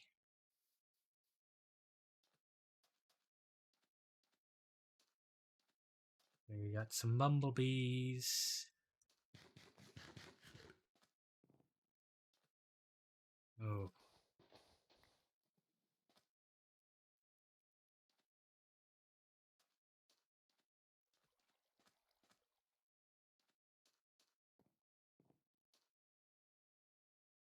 well, that doesn't bode well.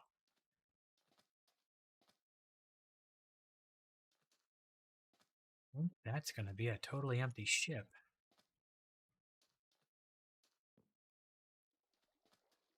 Yeah.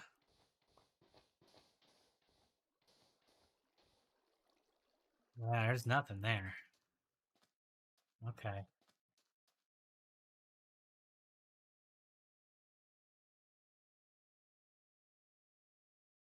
I don't see anything around. Oh, yeah, more random fire. Yay.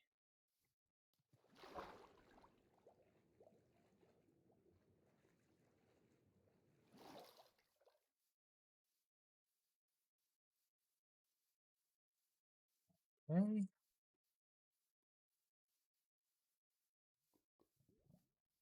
Oh, lava pit. There's a village. I think we've been to that village before. But that's okay. We'll take a look anyway. And then my boat. Probably in that corner.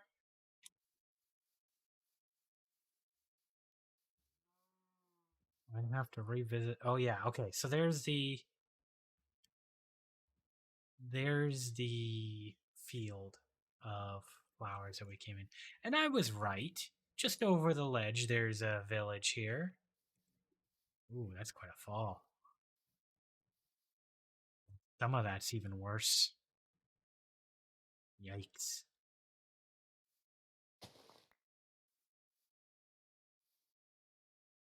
Okay.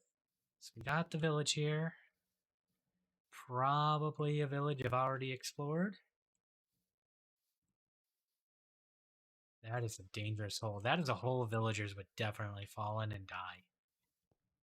Oh yeah, we've got random doors open here. Yeah, this is a village I've been in before. Surprised I didn't take all the wheat.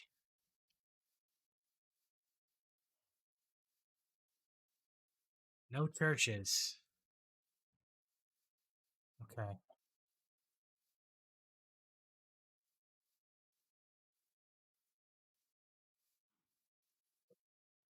Let's not repeat the mistakes of before and sleep. Bring the bed with us. Move along.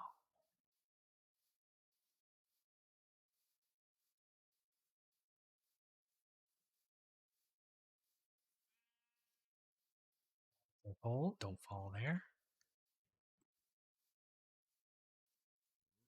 Okay. So my boat should be just over this horizon. Yes.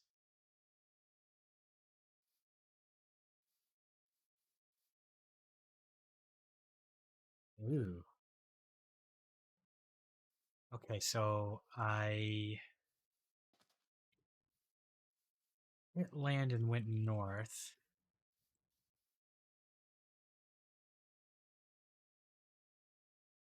Oh no. Where did that boat go?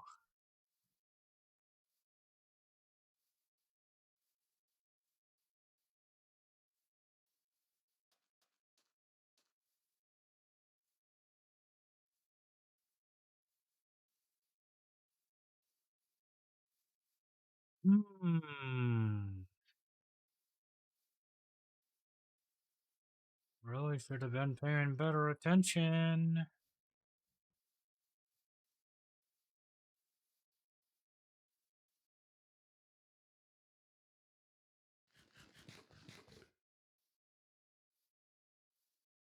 Might have to revisit the VOD and see where I left it. Suppose I do have that option to myself.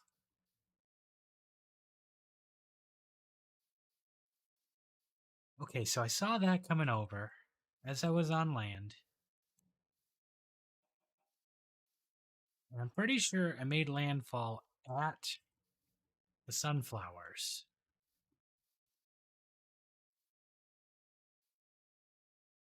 It'd be like in there, right? Did I do it over here? No, I didn't cross over any water.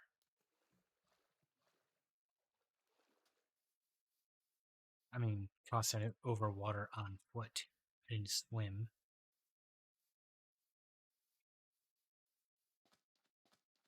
Okay, here's where that corner trick's gonna come in handy. Watch in the top right corner, maximum zoom. Do we see a boat? Yes, there it is. Over there. Uh huh. Found it.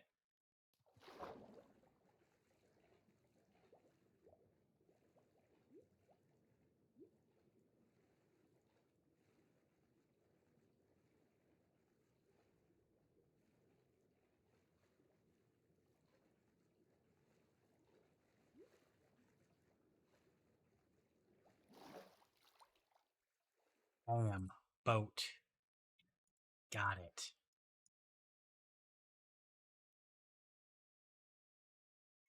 Okay. So, black horses near that village in the center of that big green area. Okay. Well, I think I've explored just about everything that I can on this side by water. And we didn't get what we needed. So while we're over here, what we needed was the brewing stand. But we did get some lapis. So that kind of helps, but we're going to need a lot more lapis if we're going to be doing a lot of enchanting. So, what I'm going to do is I'm going to cut through that big section of unexplored area in the top right of the map. I'm going to go past that to the sand village and see what we see there. And if we have no luck,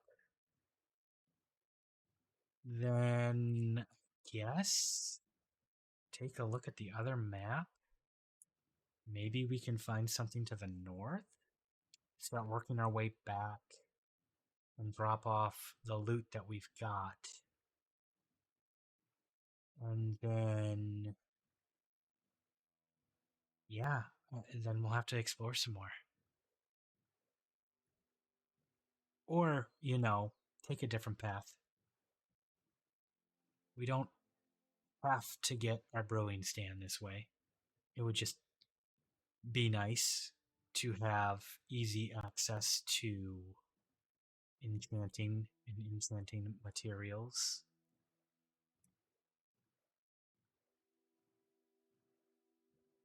We'll see. We'll see how I'm feeling.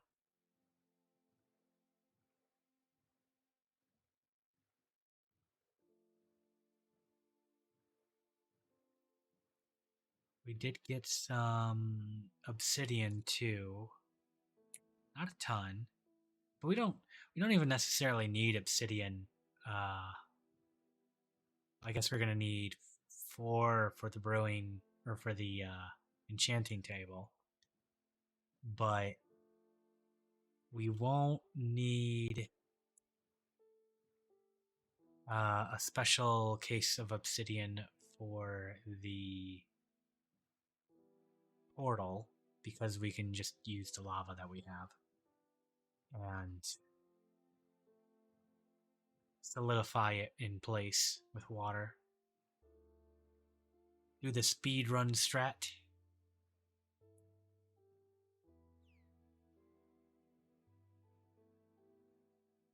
I'll admit I tend to do that for first portal pretty often because mining obsidian is always not fun. Even if you got efficiency 5 and a beacon with speed, it's still just not fun. Okay, there's a village up there. Kind of forgot exactly where uh, the sand village is. I think it's just more to the east. This one we've definitely raided before, though, right? Right? We've been here before. We've raided this town. This was the place that I melted a golem, right?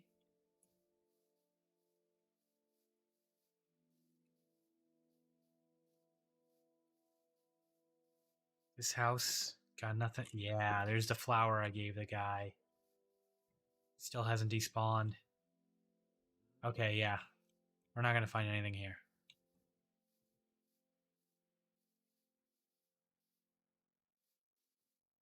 Back to the water.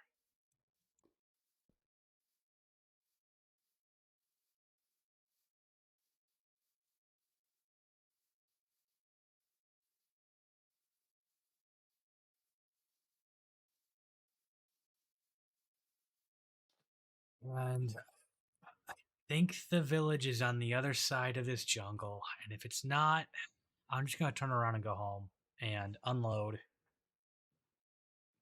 and think about what the next steps are going to be. We want to keep exploring, or if we want to just bite the bullet and start trading and enchanting via books and an anvil, or set up the portal to the Nether and take a look, take a peek on what's on the other side, how lucky or hostile a spawn it is. 'Cause, man, sometimes your spawn in the Nether can just be so caustic.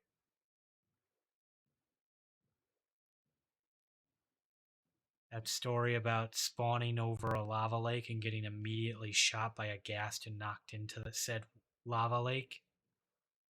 That's a true story. That is a very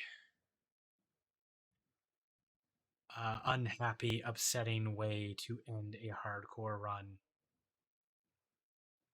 Maybe I'll do the Nether. Maybe I'll pop open the gate to the Nether and just rip that band-aid off. Because man, when you spawn in the Nether and you have a bad time right off the bat, and you've already invested a ton into that world, that's a real bad feeling. Maybe I'll pop in, just take a look, see if I can't secure the immediate area,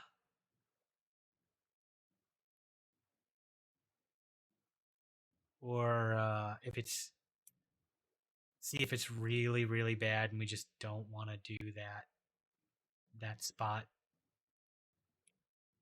But I am gonna be more cautious than I usually am with my Nether spawn. Usually I spawn in the Nether, and unless it's completely untenable, um, I'll just deal with whatever it looks like I got.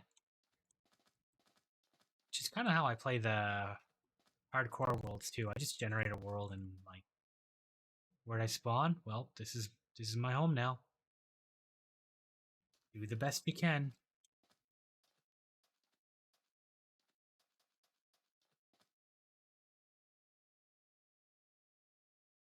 What's that over there? Top right corner.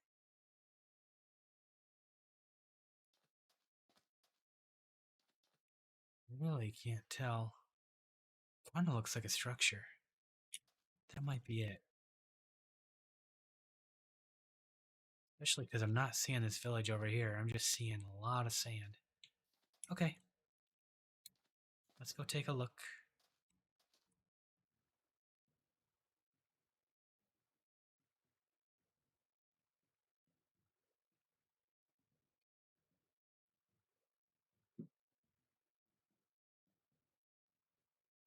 Oh no, take it. Have fun. There's no way I haven't hit this portal yet. Oh, now that I have diamond. Yeah, I hit that portal. Now that I have diamond, I can. What am I doing? Use the pick. I can grab this crying obsidian.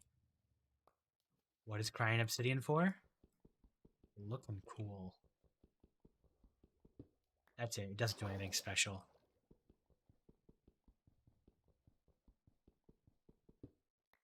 But I do really like using it on my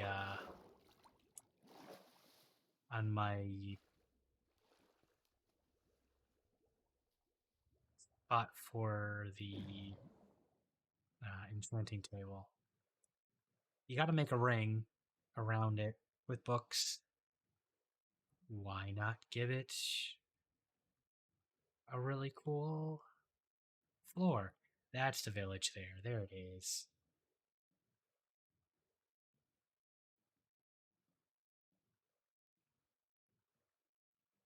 I am seeing a lot of those azalea trees.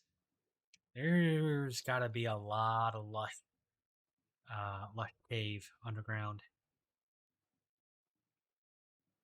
in this particular spawn. Okay, I don't think I did a good job exploring you last time. Do we have any priests? Well, that's pretty nice. I'm gonna leave it though.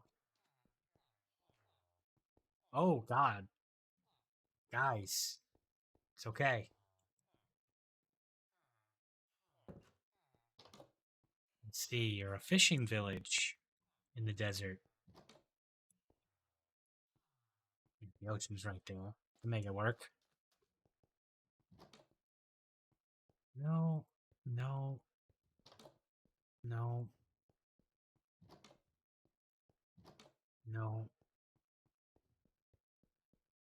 no.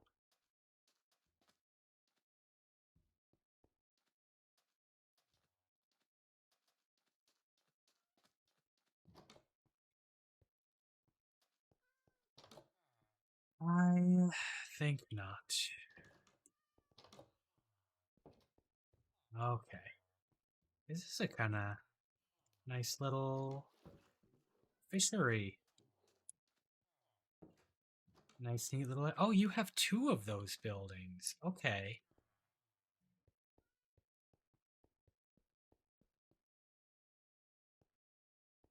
Wait, do you?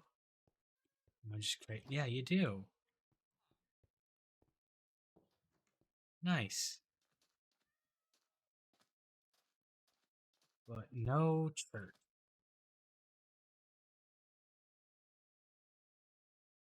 Okay. And an azalea tree. All right. I'm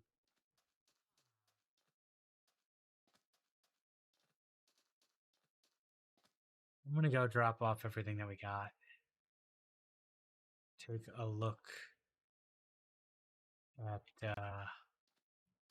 the area of map that we've revealed and figure out, do I want to explore more, or do I want to just get into the Nether? I don't want to stall too much.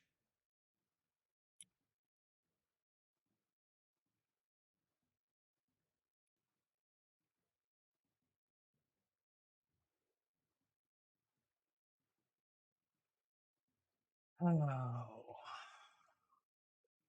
might want to grab myself a snack.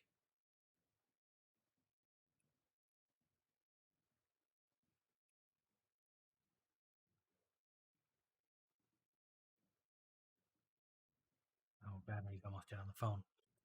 One moment. Flip that over.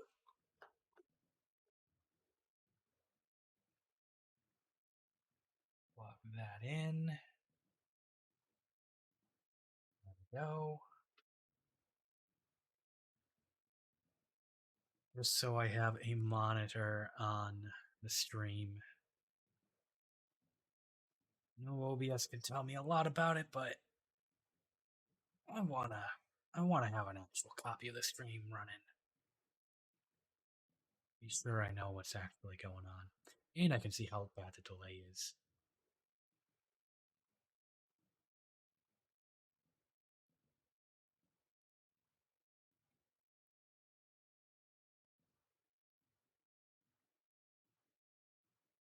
Okay, I think I'm gonna round the corner here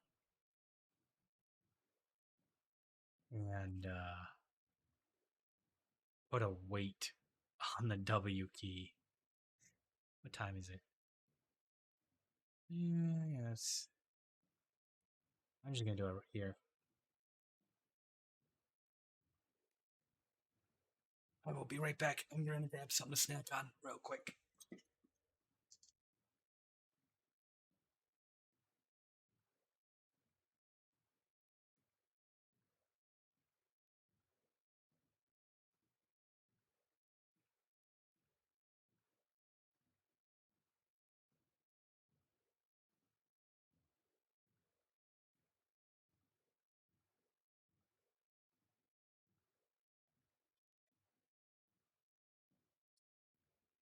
Okay, I'm back.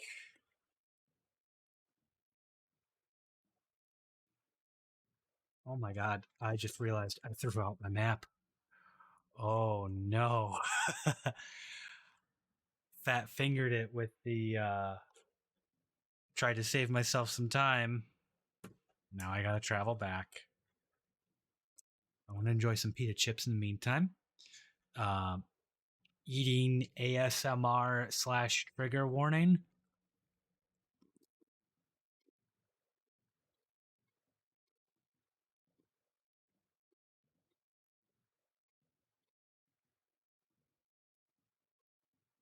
Honestly, I would have rather thrown out one of my diamond tools and thrown off the map.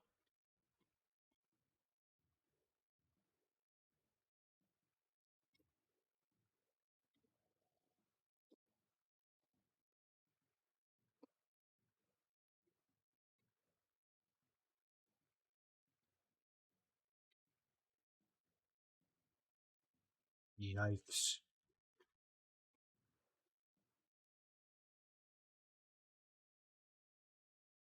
Okay, that'll help. We're gonna look for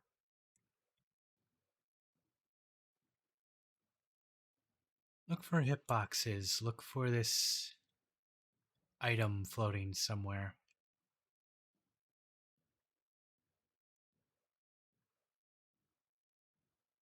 Yes.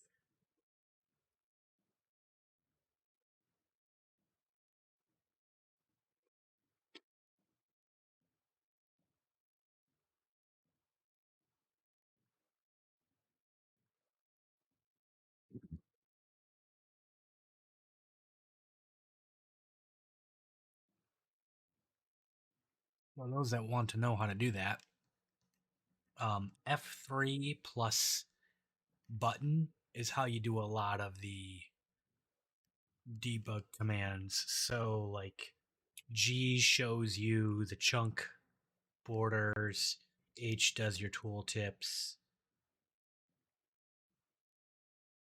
What the heck?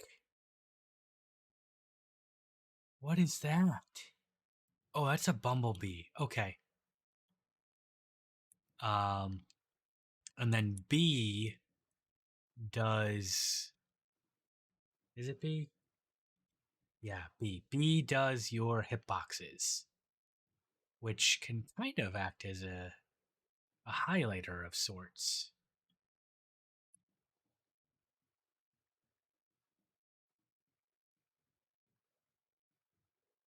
Also, very useful for when you have a villager in a boat or a uh, minecart or something, and you want to get them out, but you don't want to hit them with your axe or whatever you're trying to break the boat with.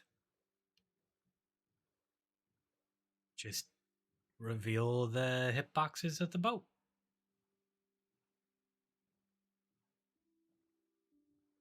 Got it? Yeah, there it is. Okay, nice. Got it back. Can't believe we had to do that.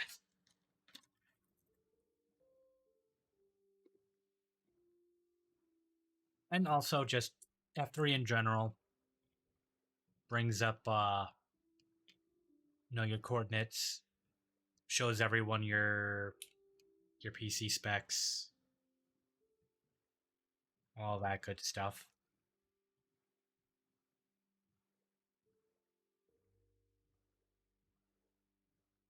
We've definitely hit this boat, right? Yeah. Yeah, we have.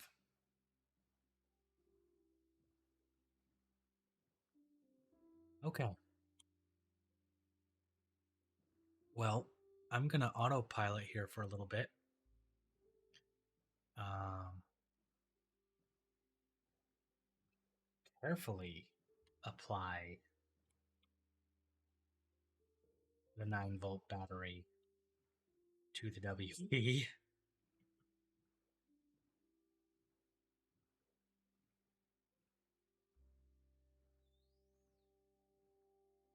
And then free up my hands for some fruit snacks. And just cruise.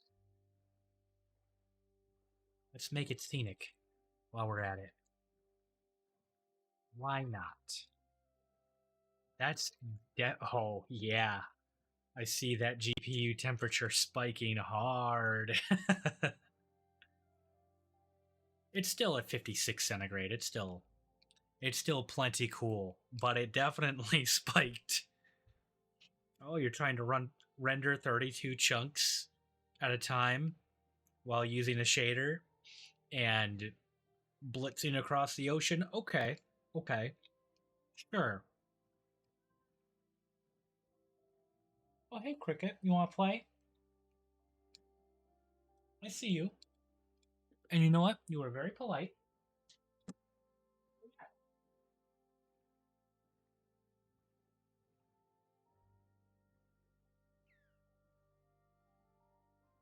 That we're going to make this a 5-minute break. I'm going to play with the cat because she's actually come over politely to request to play, and that's a first for a while. And you have to reward your pets when they do the right thing. So, be right back.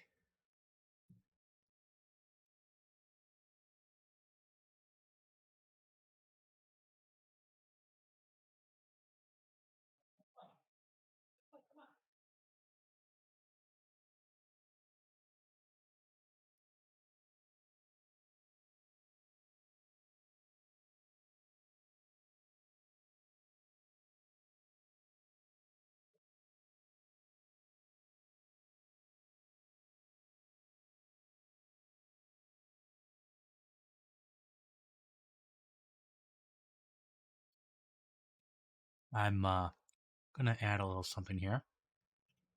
Reminder, properties.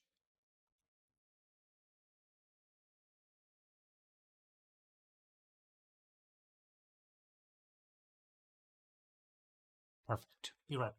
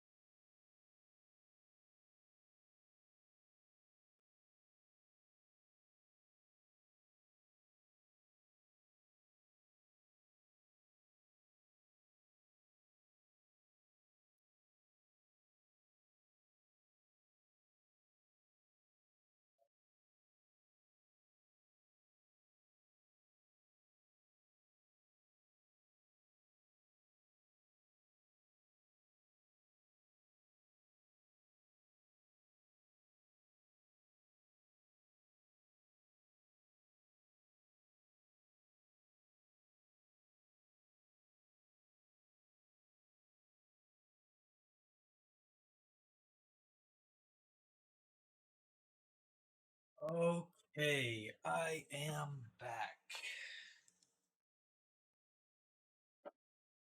Yeah, so fun story. This cat lately. Oh, that's not what I wanted. No. Try again. There. This cat lately has um, decided that she is going to let me know that she wants attention by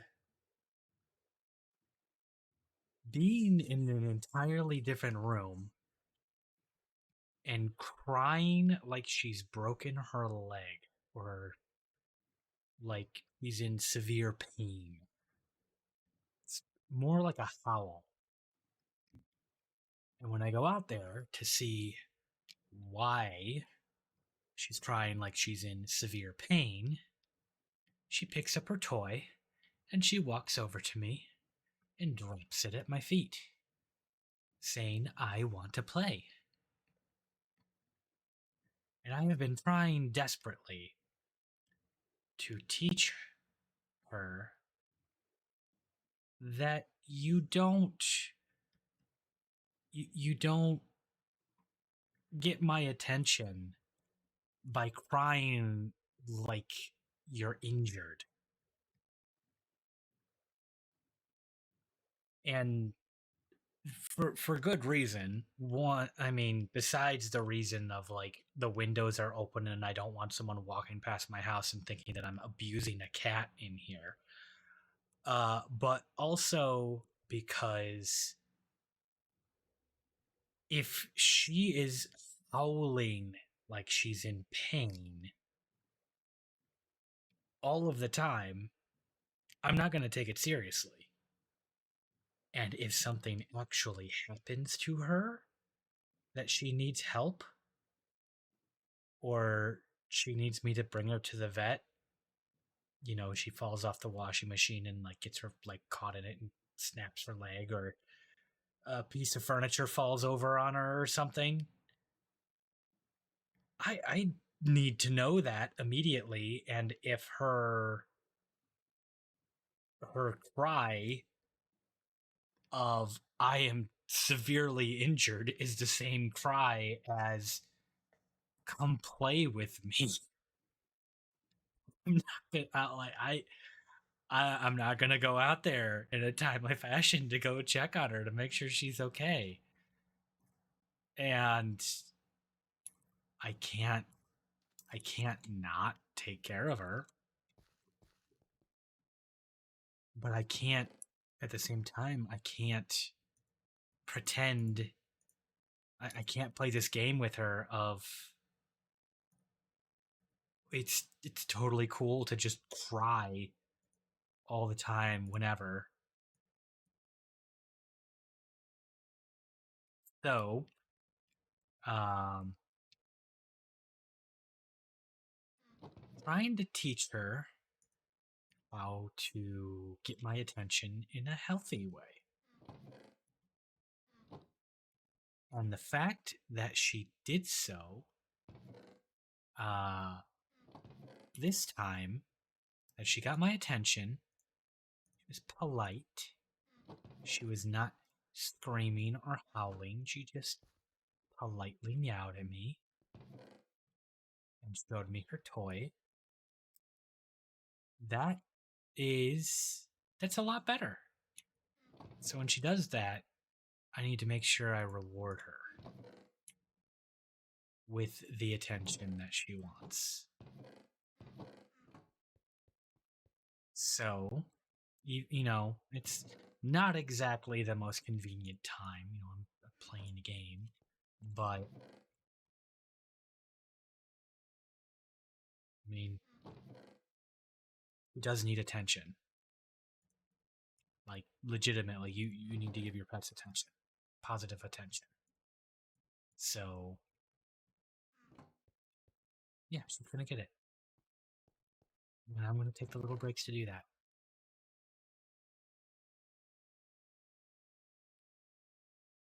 Okay. So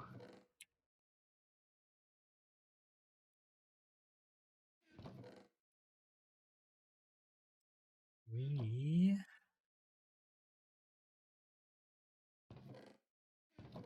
do I have leather? Do I have actual leather anywhere? No. That's a shame.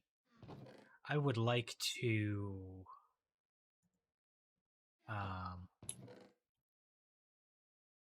put these maps up somewhere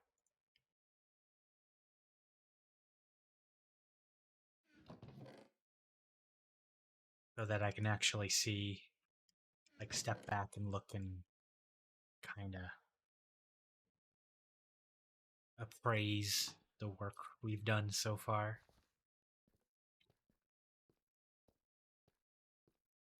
But that's okay. It's a pretty minor thing. Not the end of the world for not having wall-mounted maps yet.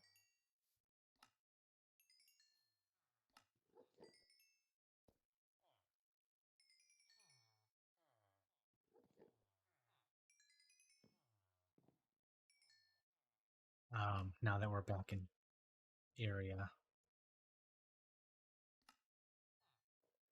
we'll give the GPU a little bit of a rest. Ooh, it got up to 60 centigrade. Ooh.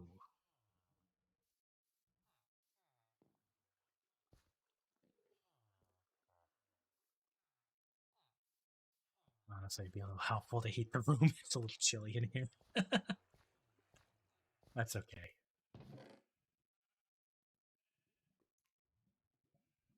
Give me that.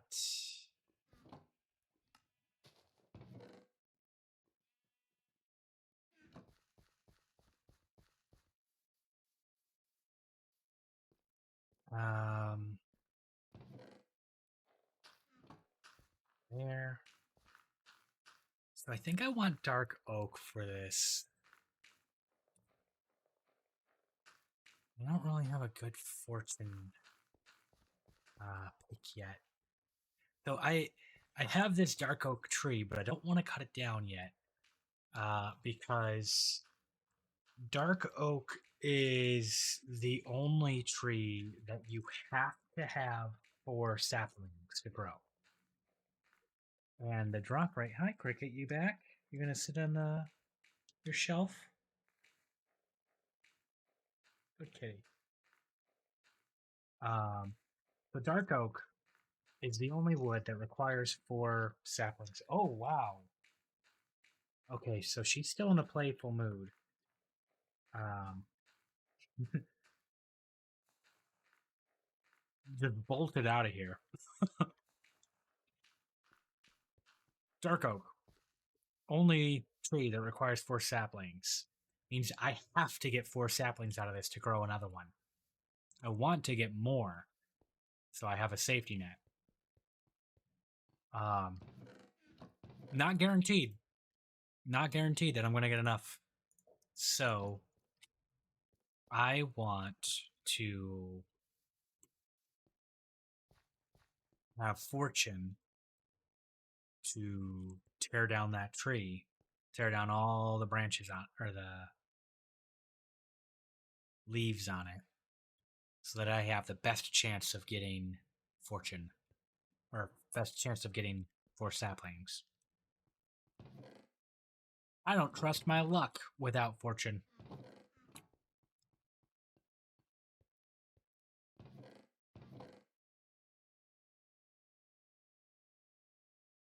That's annoying on the right.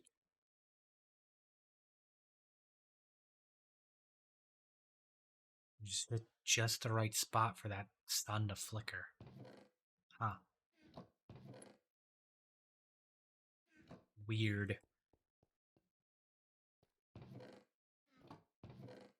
Well, no shader's perfect. It's kind of trying to mess with the software and rules it's been given. Doesn't always do it perfectly in all scenarios. Okay, so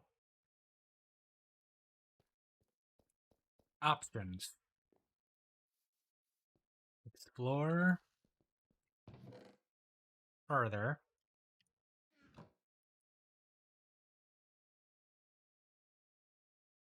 Let's switch those. And explore further. We can expand the trade hall. We can open the Nether.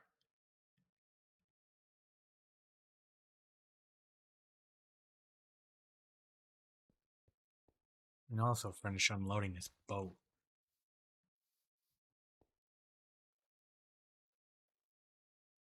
I think let's take a look at what our best diamond gear is, or best gold piece of equipment is. And if we have something that's very worthwhile, that will be the piece of armor that we bring into the Nether.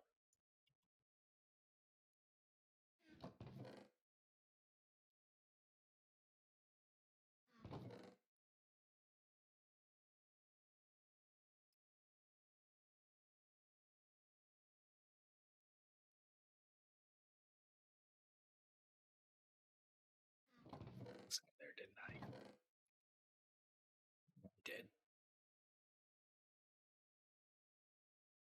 Protection 4 helmet. Blast protection 4 chest plate.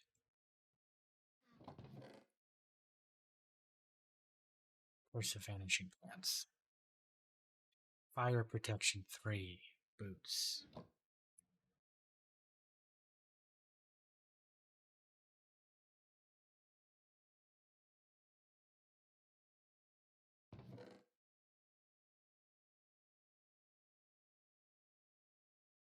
Yeah, I can't really ask for better than that. It'd be nice if it had unbreaking. But that'll get us through.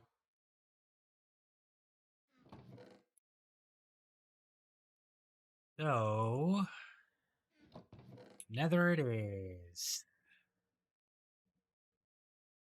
Oh, put the wrong.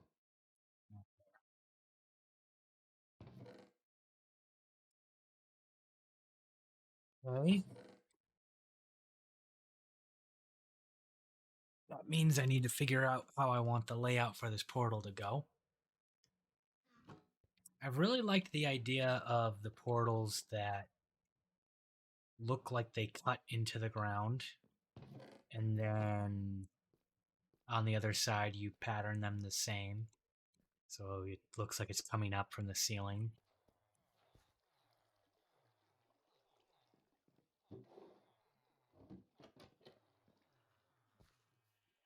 Um, Maybe I'll do something like that for the late game.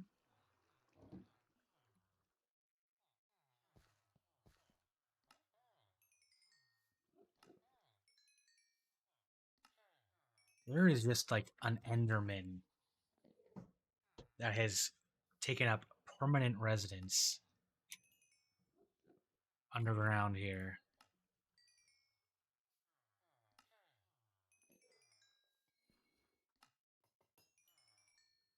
Seems like there's always an Enderman under there.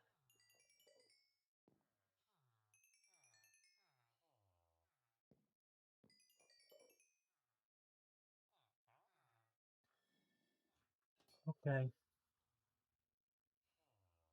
So, I need to refill the water here too. Let's get a portal made. Um, Put it right here.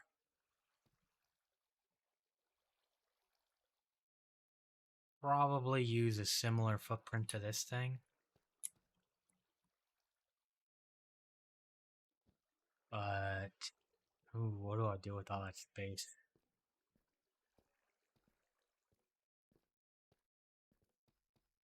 Really gonna get a proper gate there. You know what? You know what I can do?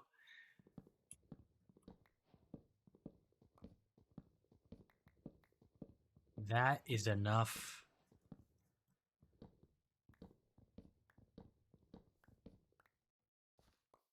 That's enough for me to make the gate, the windows, and the gates. Let's just do that.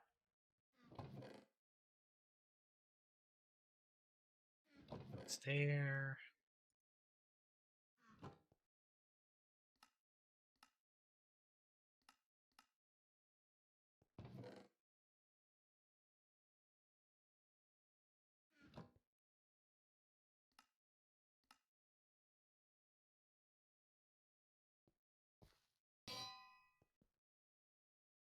Okay.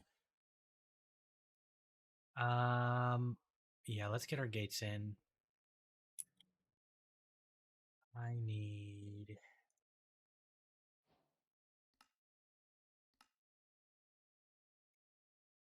3, 4, 5, 6.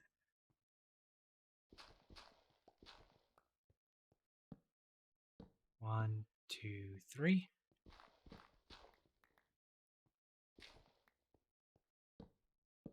One, two, three. There we go. Then we'll put the fences in.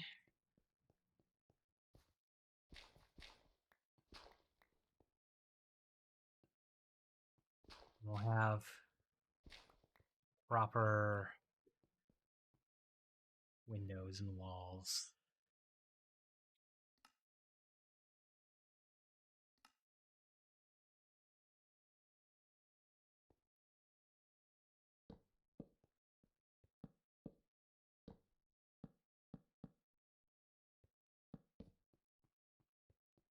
I'm procrastinating here because I'm trying to think of what kind of pattern I would like to see.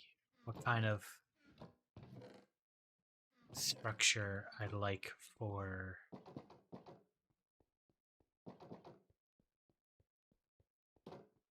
this portal.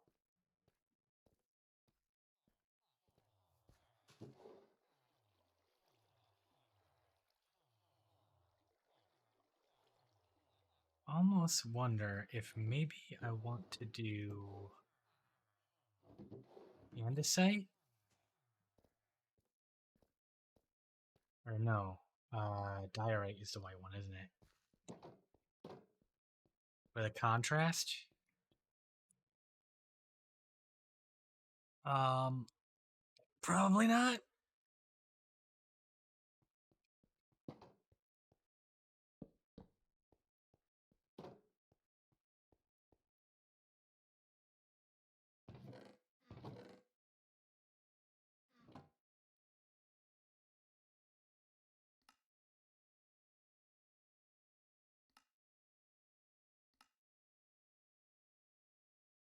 Wait, where's it? Oh, there it is.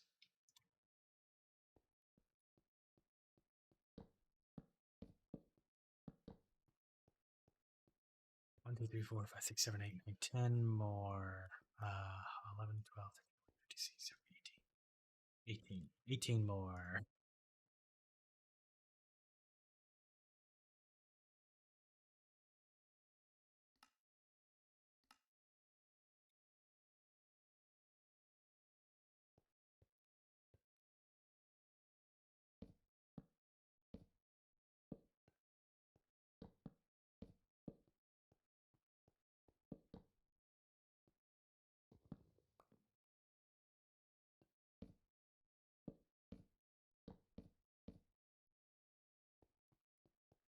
That was right.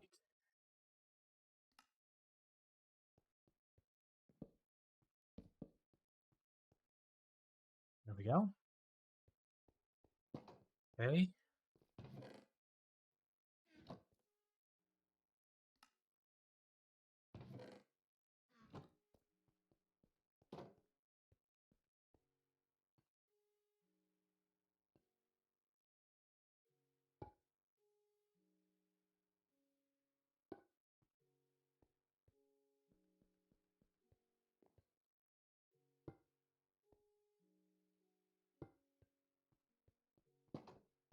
Okay. There. Kinda starting to look a little bit like a house. Like a structure. And then an obscene amount of these blocks all around.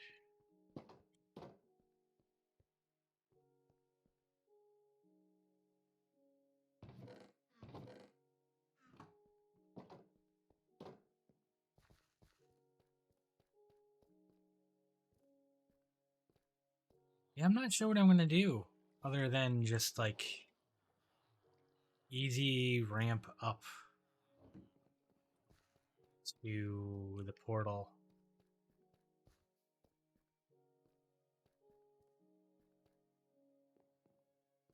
You know, maybe I really like the idea of like a sword cutting into the earth, but having that in the middle of the town, like just as an offshoot thing to the side of the town, doesn't feel quite right. Maybe I'll just like pave the area and then make the portal on top of it. Kind of a lazy cop out, I know, but not the best at modeling designs for aesthetic purposes.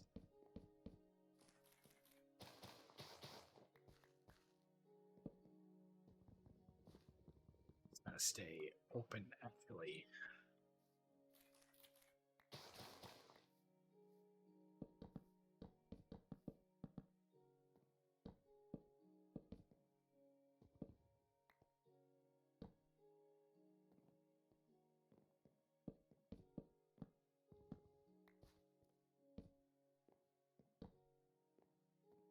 Okay. Those are going to be glowstone covered in carpet.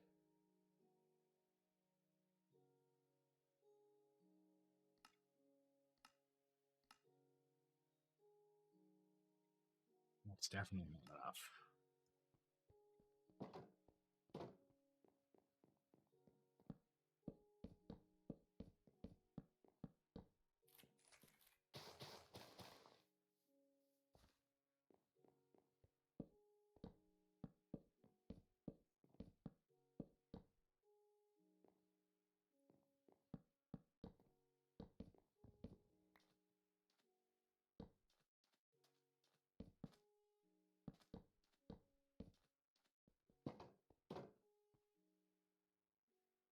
Okay.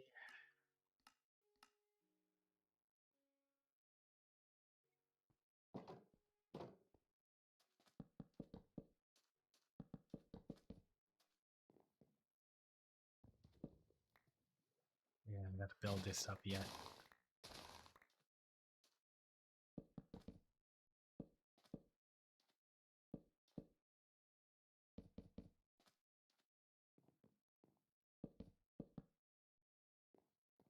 That's going to need a little bit more sand there.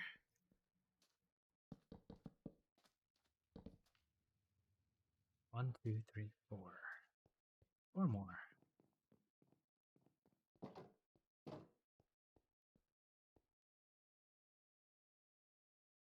One, two, three, four. There we go. And then grab some sand.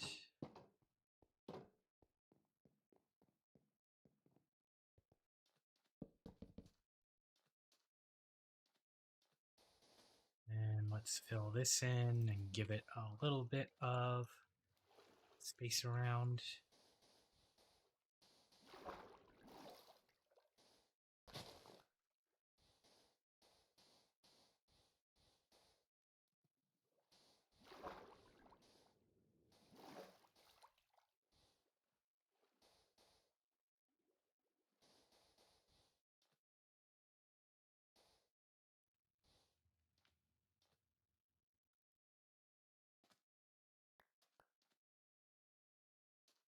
That doesn't look very natural.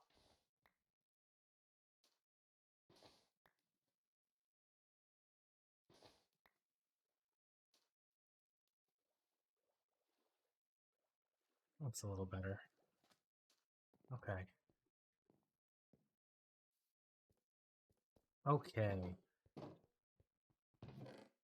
Go sand, dirt, dark oak. I'm definitely gonna need more chests here pretty soon.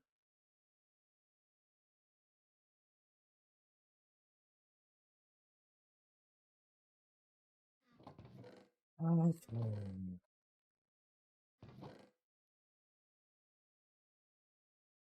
Leave that obsidian there.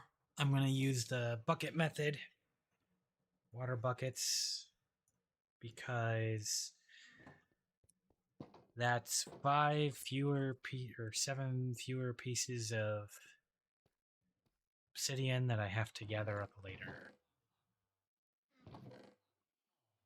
1, 2, 3, 4, 5, 6, 7, 8, 9, 10. 2, 4, 6, 8, 9, 10. 2, 4, 5, 6, 7, 8, 9, 10. 10 minimum.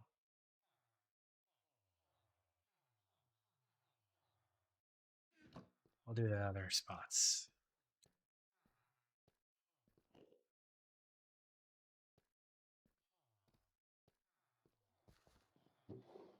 I'm really confused as to why there is an Enderman that cannot find its way out.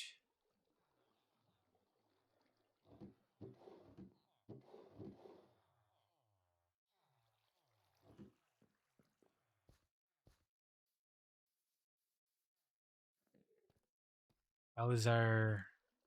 It can't run when I'm not in the area, but it's collecting. It's collecting. Okay, good. Good, good. Guess I don't even need that side to be open. I'm not really running in and out of there all the time. I am almost out of the cobble deep slate that I gathered up already.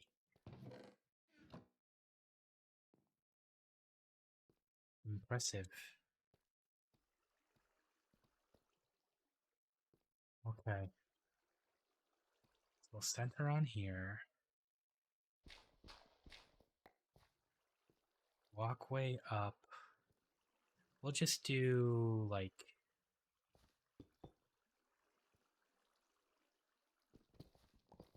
No, I don't like those slabs.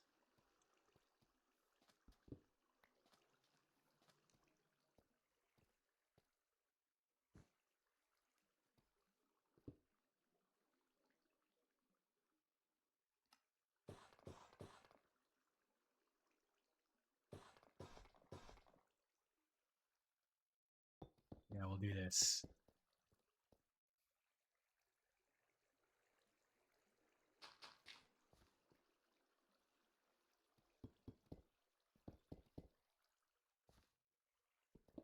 Just like that. Nah, I still need that.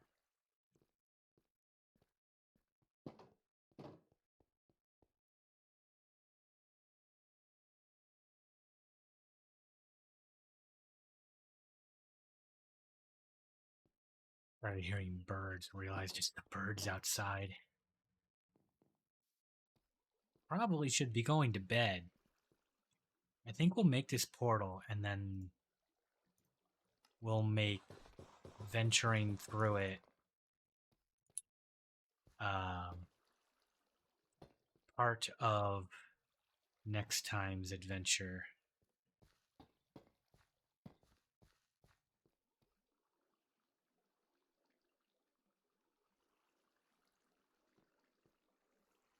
Yeah, lava lobbies, right? Yeah, okay.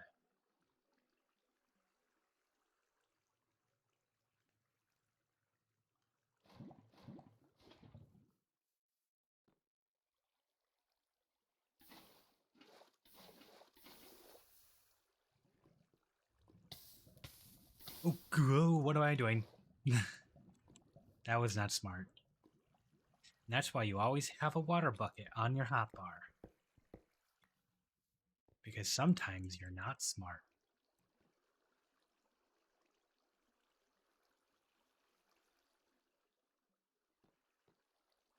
Go get some dirt. Some filler dirt.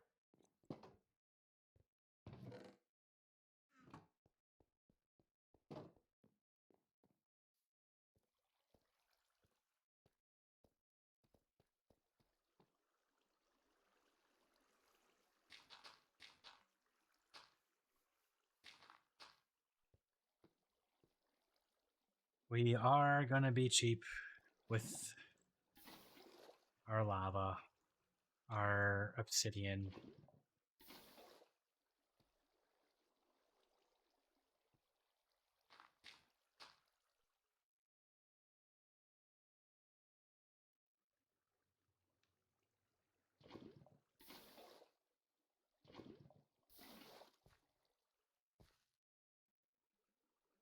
We're going to hide the corners away that don't need to be seen.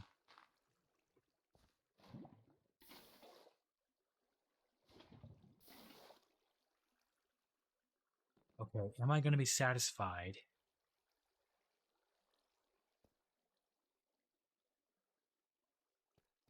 Yeah, I will. I'll be satisfied with a 3x3.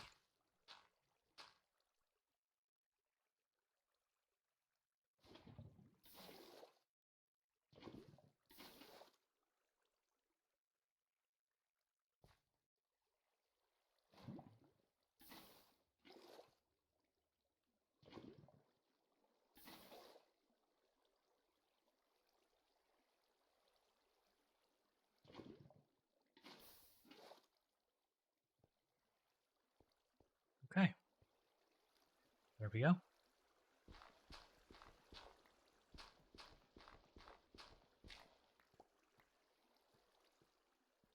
Nothing special, nothing too flashy.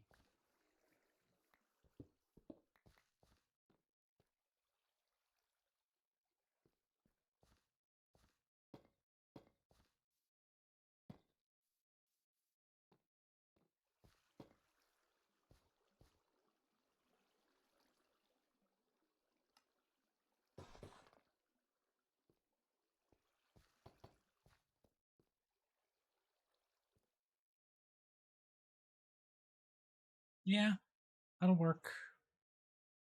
And then we'll have to put something on the other side.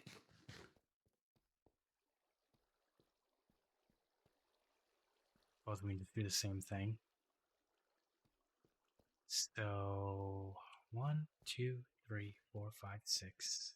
12 more of those.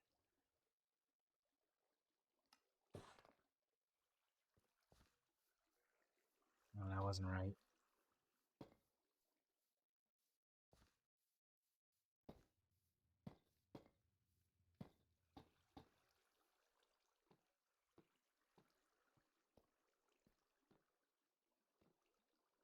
One, two, three, four. Yeah, I didn't need to repeat those. Oh well.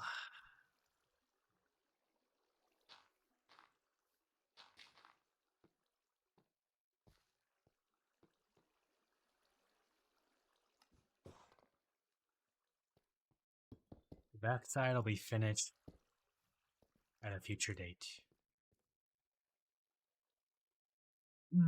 Yeah. Okay. So we'll leave activation for next time and traveling to the Nether.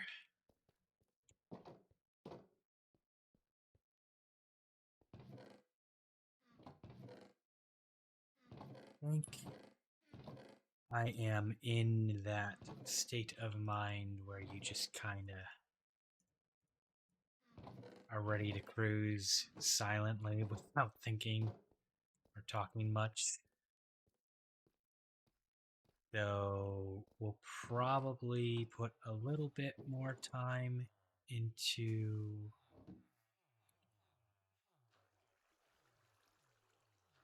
No, I don't have. I don't have what I need to keep working on the house. So I'm gonna work on getting some villagers with intents that I like. Suppose we can show that. Not exactly gonna be thrilling to watch, but you know, I don't. I don't want to do too much off camera because the whole point of a hardcore world is you go until you die, and if you die once, it's over. If I have some bad luck off camera, it's going to be extremely disappointing to hey, surprise, this that last episode was the last episode. No more, we lost, we're dead. Goodbye. Thanks for watching. Yeah, that's not gonna be fun. So I would like as much as possible to be actually on camera. But who wants to watch this for hours? So those that don't want to continue to watch the rest of this, no problem. You know, we'll catch you on the next one. We'll start with another run for the next one. Um, maybe we'll have some better gear, some better enchants through this. Um, and if we do, cool. If we don't, then that's all right. I actually do have a set layout for these guys. Um, I can actually show that. Why not? Do I have?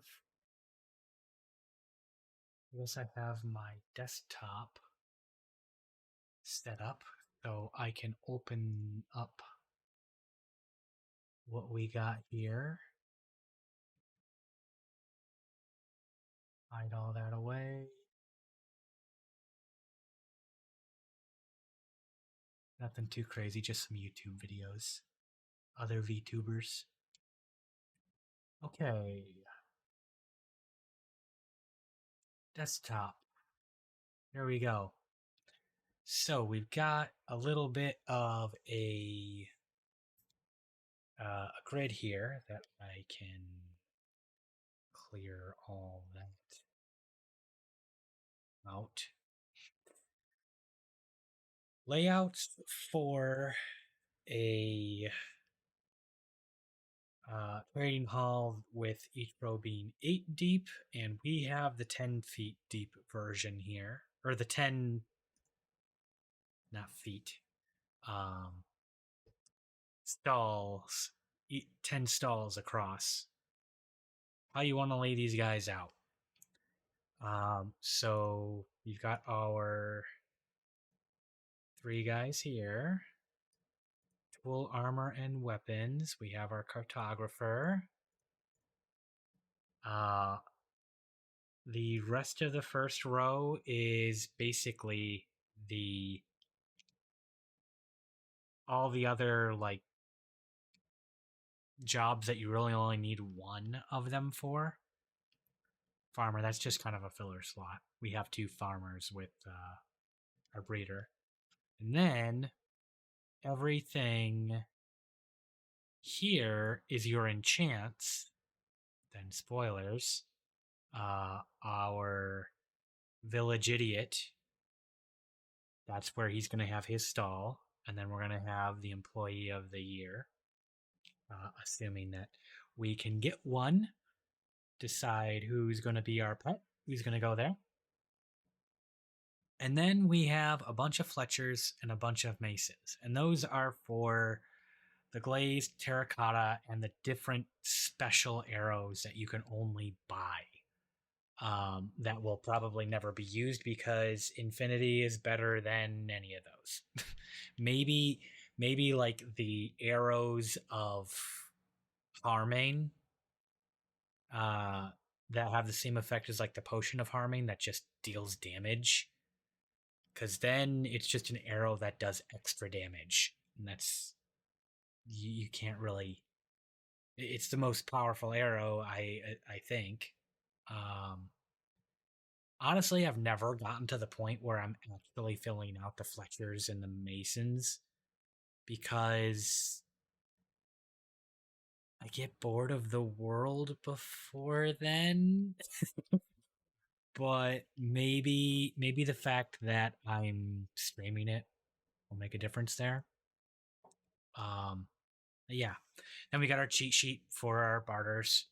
Um, and then we have all of the enchants that you can put on all the different tools and weapons and armor, and a checklist for a perfect all enchants uh, one of everything. We're gonna have as much as we can. And when we get to the enchanting, I'll show how to. Excuse me. How we'll get to having perfect enchants on your tools. Uh, because a lot of you that have played probably know that the more times you try and enchant something, the more expensive it gets until eventually you just can't put anything else on there. There are ways to get every enchant on there. You can have a sword with all the enchants on there, um, including one of the three damage buffing enchants: Smite, Sharpness, or Bane of Arthropods, and every other enchant that can go on it. You can get those. Um, you just can't have anything that is an enchantment that's mutually exclusive. So you can't do both Smite and Sharpness. It has to be one or the other. That part you can't change. But you can get every possible enchantment on a single tool without cheating. It is possible. So we'll go through that when we get to enchanting. Um,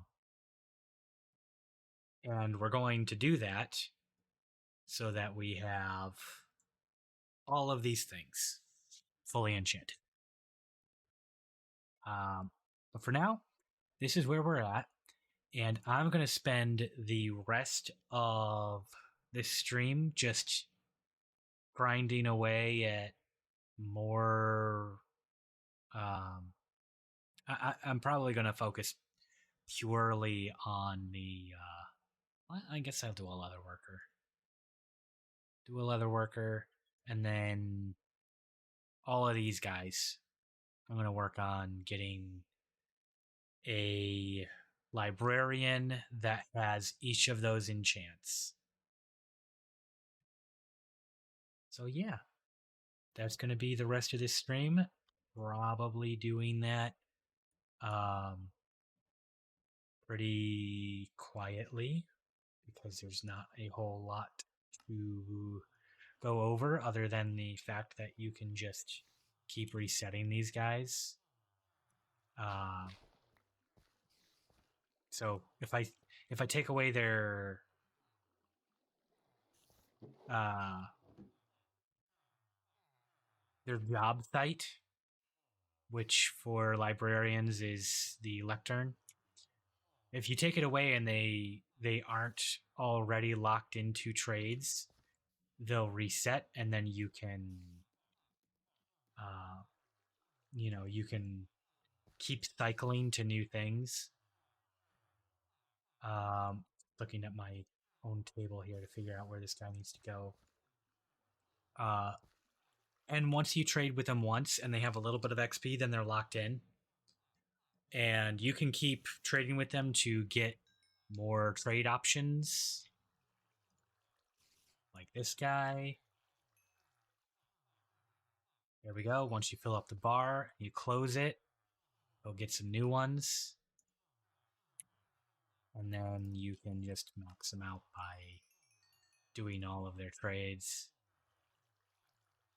And then the lower on the list it is, the more XP they get per level. Now, buying these books is only going to give me a tiny little bit.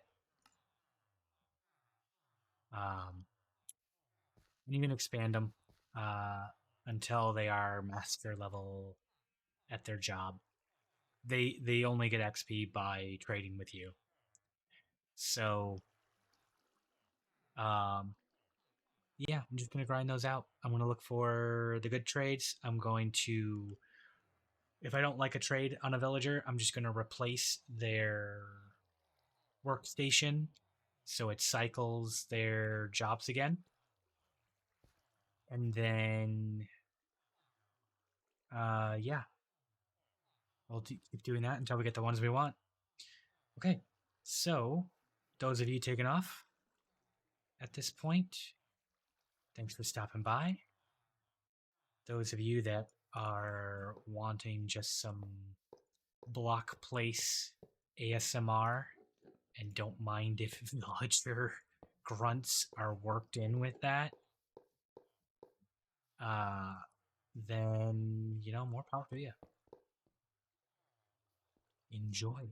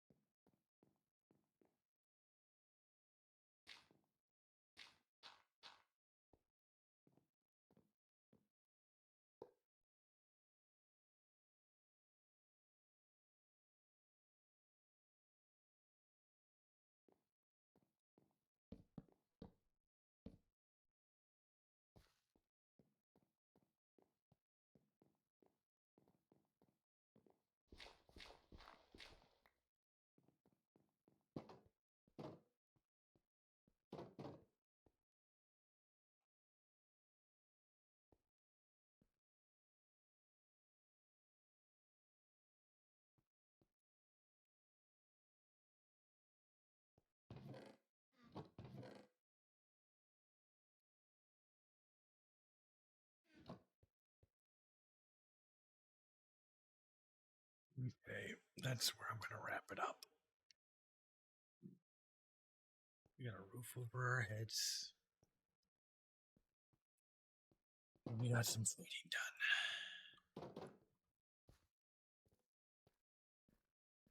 Let's lock this guy up. Double check he's not got anything crazy. Nope.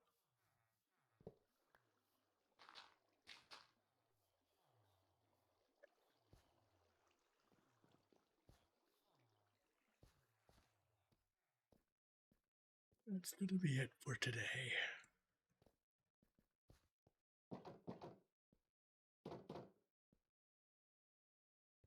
We should be totally safe in here, but just because.